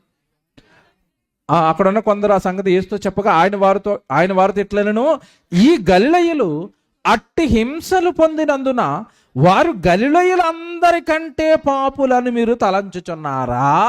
ఎందుకంటే ఎవడైనా ప్రమాదంలో చచ్చిపోయినా, ఎవడి మీదకైనా ఏ శిక్ష వచ్చినా మన మనసు ఏముంటుంది? ఆడు పాపాత్ముడు అండి, ఆడు పాప అన్నాడు, కొట్టుకుపోతున్నాడు. నువ్వు మంచోడువా? మరి జాగ్రత్తగా వినాలి, ఇదే పట్టుకోవాలా. ఎవడి మీదకైనా శిక్ష వస్తే మనం ఎలా ఆలోచించాలంటే, అమ్మో వాడి మీదకి శిక్ష వచ్చిందంటే వాడు చేస్తున్న పాపం వేరు, నువ్వు చేస్తున్న మరో పాపం ఉంది, నీ మీద కూడా ఏమొస్తుంది? శిక్ష వస్తుంది. మనిషి నేను పాడైపోతాను, నన్ను మార్చుకోవాలి, నేను మారాలని అనుకోడు. ఆడికి ఏదైనా ప్రమాదం జరిగింది అనుకోండి, ఆడు పాపాత్ముడు అండి, అందుకే జరిగిందండి యాక్సిడెంట్, అందుకే మంచాన్ని నడిపోడండి. ఏంటి ఆడికి యాక్సిడెంట్ జరిగి మంచాన్ని నడిపోతే ఆడు పాపాత్ముడా? నువ్వు పుణ్యాత్ముడు, పరిశుద్ధుడువా? నువ్వెవరివి? నువ్వు పాపివే.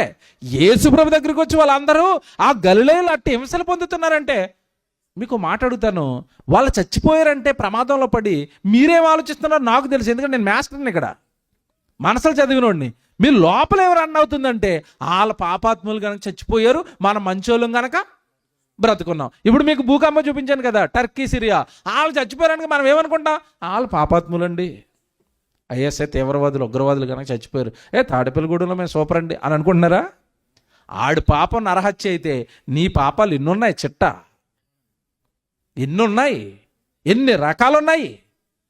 వాళ్ళు చచ్చిపోయారు, వాళ్ళ పాపాత్ములు, మనం బ్రతికుండిపోయాం, మనం ఏమైనా మంచోళ్ళు అనుకోవడానికి లేదు. నీకు ఇంకా బ్రతికించి నిన్ను ఉంచుతున్నాడంటే ఏ ప్రమాదంలో పడకుండా నువ్వు మారాలని, మార్పు కోసం ఉంచాడు. అలాగే నువ్వు మంచోడవని ఉంచలేదు, నువ్వు మారతావని ఉంచుతున్నాడు. నువ్వు మారతానవని ఇలాంటి సభలు పెడుతున్నాడు, నువ్వు మారాలి అని ఇలాంటి వాక్యాలు చెప్పిస్తున్నాడు. నువ్వు మారాలి అని ఎంతోమంది త్యాగాలు చేసి వాళ్ళ డబ్బులు ఖర్చు పెట్టి వాళ్ళు కష్టపడి పనులన్నీ వదిలేసుకుని 3 రోజులు ఈ గ్రామం అంతా సువార్త సభలు జరిపిస్తున్నారు. వాళ్ళ కష్టం కారణం దేవుడు వాళ్ళని రేపుతున్నాడు. నాయన చెప్పండి, నా మాటలు చెప్పండి. ఆ రోజు యోనాను ఎలాగైతే రేపాడో ఈరోజు ఈ గ్రామంలో ఉన్న పిల్లలందరినీ రేపుతున్నాడు. చెప్పండి, నా మాటలు చెప్పండి. మారతాడేమో ఒక్కడైనా, ఆ ప్రమాదం నుండి తప్పించుకుంటాడేమో, ఆ భయంకరమైన పాతాళ గుండానికి వెళ్ళిపోకుండా మారు మనసు పొంది ప్రభు దగ్గరకు వచ్చి బాప్తిసం తీసుకుని వాడు పాపాలు కడుక్కొని అలాంటి భయంకరమైన ప్రమాదాల్లో పడకుండా వాడిని వాడు రక్షించుకుంటాడేమో. చెప్పండి. కింద చూడండి, ఇంకో ఉదాహరణ చెప్తాడు వాళ్ళకి, ఇంకొక ఉదాహరణ చెప్తాడు అర్థం కావడానికి. కింద చదువుదామే త్వరగా. ఆ కారని మీతో చెప్తున్నాను, వాళ్ళు ఏం పాపులు కాదు, వాళ్ళకంటే మీరు మంచోళ్ళు కాదని మీతో చెప్తున్నాను. మీరు మారు మనస్సు పొందని ఎడల మీరందరూ అలాగే నశింతురు. అంటే అర్థం ఏంటి? నెక్స్ట్ లైన్లో మీరే ఉన్నారు అన్నాడు. ప్రమాదానికి నెక్స్ట్ లైన్లో ఉన్నది మీరే. వాళ్ళు చచ్చిపోయారు, మీరేం మంచోళ్ళు కాదు, మీరు పాపాత్ములే. మీరు మారకపోతే మీరు కూడా అలాగే అంటే అర్థం ఏంటి? ఆ ప్రమాదమే మీకు వస్తుంది. సేమ్ హ్యాపీ న్యూ ఇయర్లో చెప్తారు చూసారు ఒకటి, ఆడు హ్యాపీ న్యూ ఇయర్ అనగానే ఏం చెప్తారు? Same to you. దేవుడు అంటున్నాడు ఇప్పుడు భూకంపం సేమ్ టు యూ, కాకపోతే కొంచెం లేట్ అనమాట. ఎందుకు అవకాశం ఇస్తున్నాడు? ఎందుకంటే తాడేపల్లిగూడెం సిబిటి వాళ్ళు పాపం ఈ గ్రామంలో ఉన్న చర్చోళ్ళు సభలు పెడుతున్నారు కదా, ఏ సభ ఏదో ఒక సభ పట్టుకుంటుందేమో ఆశ ఆయనకి, ఏదో ఒక సభలో మారిపోతామేమో ఆశ. ఒక్కడే చెప్తున్నాను, వీళ్ళు సభలు చేయటం మానేశారా పలకలు సర్దుకుంటా కింద సమాధే. ఎప్పుడైతే దేవుడు పని జరగటం లేదో, ఎక్కడైతే దేవుడు వాక్యం ప్రకటింపబడటం లేదో, ఇంకెందుకు ఆడు ఎలాగ మారడు కదా. ఎందుకు నా భూమి తినేయాలి, ఎందుకు నా సూర్యుడిని అనుభవించేయాలి, ఎందుకు నా కష్టాన్ని వాడు తినేయాలని, అమ్మ పలకలు కొంచెం సర్దుకో అంటాడు అంతే. ఏంటి వీళ్ళకి అర్థమయ్యే భాషలో చెప్తున్నాను. పలకలు సర్దుకోవడం అంటే ఏంటి? భూకంపం అండి. లేదా అక్కడున్న ఈ చెన్నై మీదో లేదంటే ఆ బంగాళాఖాతం మీదో ఒకసారి తుఫాను, ఒకసారి అలా తాడేపల్లిగూడెం అలా తుడుచుకుని వచ్చేయమ్మా అంటాడంతే. పొద్దున్న లేచి ఆడపిల్లలు చీపురుతో తుడుతారు చూడండి, అలాగ ఒక్క రౌండ్ వేసిందంటే మొత్తం పశ్చిమ గోదావరి అంతా తుడుచుకొని వెళ్ళిపోద్ది. ఈ పాపాత్ములందరూ ఏ షెడ్ల కిందో, ఏ చెట్ల కిందో, ఏ బిల్డింగుల కిందో మొత్తం కూలిపోయి అరుస్తూ కేకలేస్తూ చచ్చిపోక తప్పదు. మీరు అందరూ అలాగే నశింతురు. తర్వాత ఇంకొక ఉదాహరణ చెప్తాడు, గోడ పడిపోయింది అక్కడే. నెక్స్ట్ 3వ వచనం అండి, 3వ వచనమేనా? 4వ వచనం.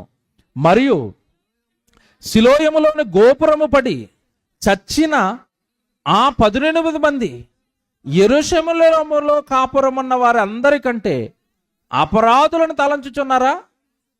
కారని మీతో చెప్పుచున్నాను, మీరు మారు మనసు పొందని ఎడల మీరందరూ అలాగే. చూసారా, ఆ ప్రాంతంలోనట గోడ పడిపోయాట, ఎంతమంది చచ్చిపోయారట? 18. ఎంత ఉందండి అంకే? 18 మంది, అంటే 18 మంది. గోడ కూలిపోయి ఎంతమంది చచ్చిపోయారట? 18 మంది. అంటే మొత్తం మీద యేసుక్రీస్తుల వారు బ్రతుకుతున్న కాలంలో చుట్టుపక్కల ఏం ప్రమాదాలు జరుగుతున్నాయి సమాచారం ఉంది ఆయనకి. మరి మొన్న పక్కనే గోడ కూలిపోయి 18 మంది చచ్చిపోయారు కదా, వాళ్ళందరూ పాపాత్ములు అనుకుంటారా? పాపాత్ములే. యెరూషలేములో కాపురమన్న మీరేమైనా మంచోళ్ళా? వాళ్ళకంటే మీరు కూడా పాపాత్ములే.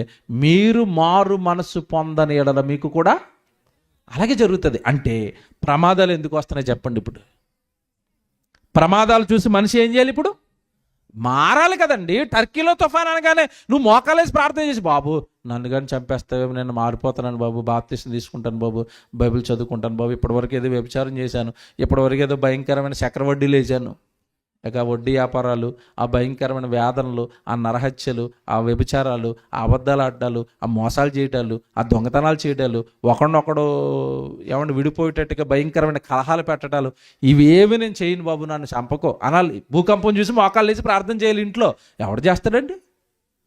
మనం బాగానే ఉన్నాం, వాళ్ళు పోతే పోయారు. మనిషి మైండ్ సెట్ ఎలా ఉంటుందంటేనండి, ఎవరిదో ఇల్లు కూల్చేస్తున్నారట అన్నారనుకోండి, ఆడిది కదా నాది కాదు అనుకుంటాడు. అలా కాకుండా అందరి కూల్చేస్తారట అన్నారనుకోండి, అందరితో పాటు నేను అంటాడు అంతే. మీకు అర్థమైందా? మైండ్ సెట్ అర్థమైందా మనిషిది? ఎవరిదో ఇల్లు కూలిపోయింది అన్నారనుకోండి, నాది కాదు, నాది బాగానే ఉంది అంటాడు. మీకు అర్థమైంది ఏంటంటే, ఊరాడు చచ్చిపోయాడురా, ఇలాంటి పాపమే చేసి నువ్వు చచ్చిపోతావురా అంటే, నేనని చచ్చిపోతాను, నాలాంటి చాలామంది లేరేంటి భూమి మీద అంటాడు. అందరూ కూల్చేస్తున్నారు, అందరూ పోతున్నారు అంటే, అందరూ పోతే నేను పోతాను, నేను ఎందుకు మారాలి అంటే, మొత్తం మీద మనిషి ఎలా సెటిల్ అవుతాడంటే, ఏం జరగనివ్వండి నేను మాత్రం మారను. పోతే అందరూ పోతారు, అందరూ వడ్డీ వ్యాపారాలు చేయట్లేదు ఏంటి, పోతే అందులో నేను కూడా పోతానంటాడు తప్ప మారతానంటాడా? అందుకే అన్నాడు యేసుప్రభు, వాళ్ళు చచ్చారు, నెక్స్ట్ లిస్ట్లో నువ్వే మారు మనస్సు పొందావా, పాపాన్ని ఆపావా, బ్రతుకుతావు, లేదంటే నువ్వు కూడా లిస్ట్లో ఉన్నావు, చూసుకో జాగ్రత్త అన్నట్టు. దేవుడండి మార్చడానికే చేస్తాడు. మేక గ్రంథం ముగించేస్తాను, చివరి మాట.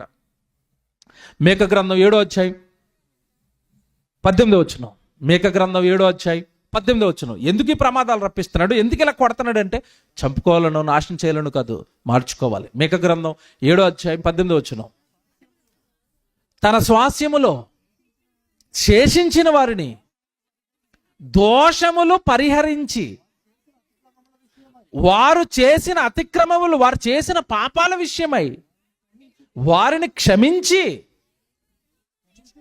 చూసారండి ఆ మాట, వారిని క్షమించు దేవుడవై ఉన్నావు. క్షమించే దేవుడు అండి.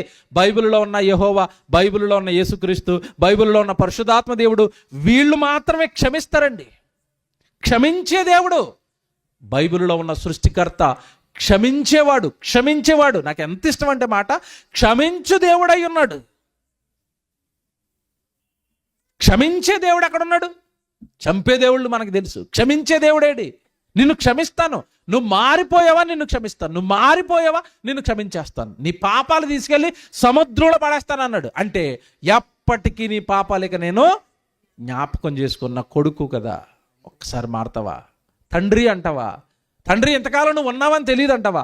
ఈ ప్రకృతి నీదని తెలియదు అంటావా? నువ్వు చేసిన శాసనాలు ఉన్నాయని, పాపాలు చేయకుండా బ్రతకాలి అని నాకు తెలియదు ప్రభు అంటావా? మారు ఈరోజు, రేపటి నుంచి నేను చేయను తప్పులను.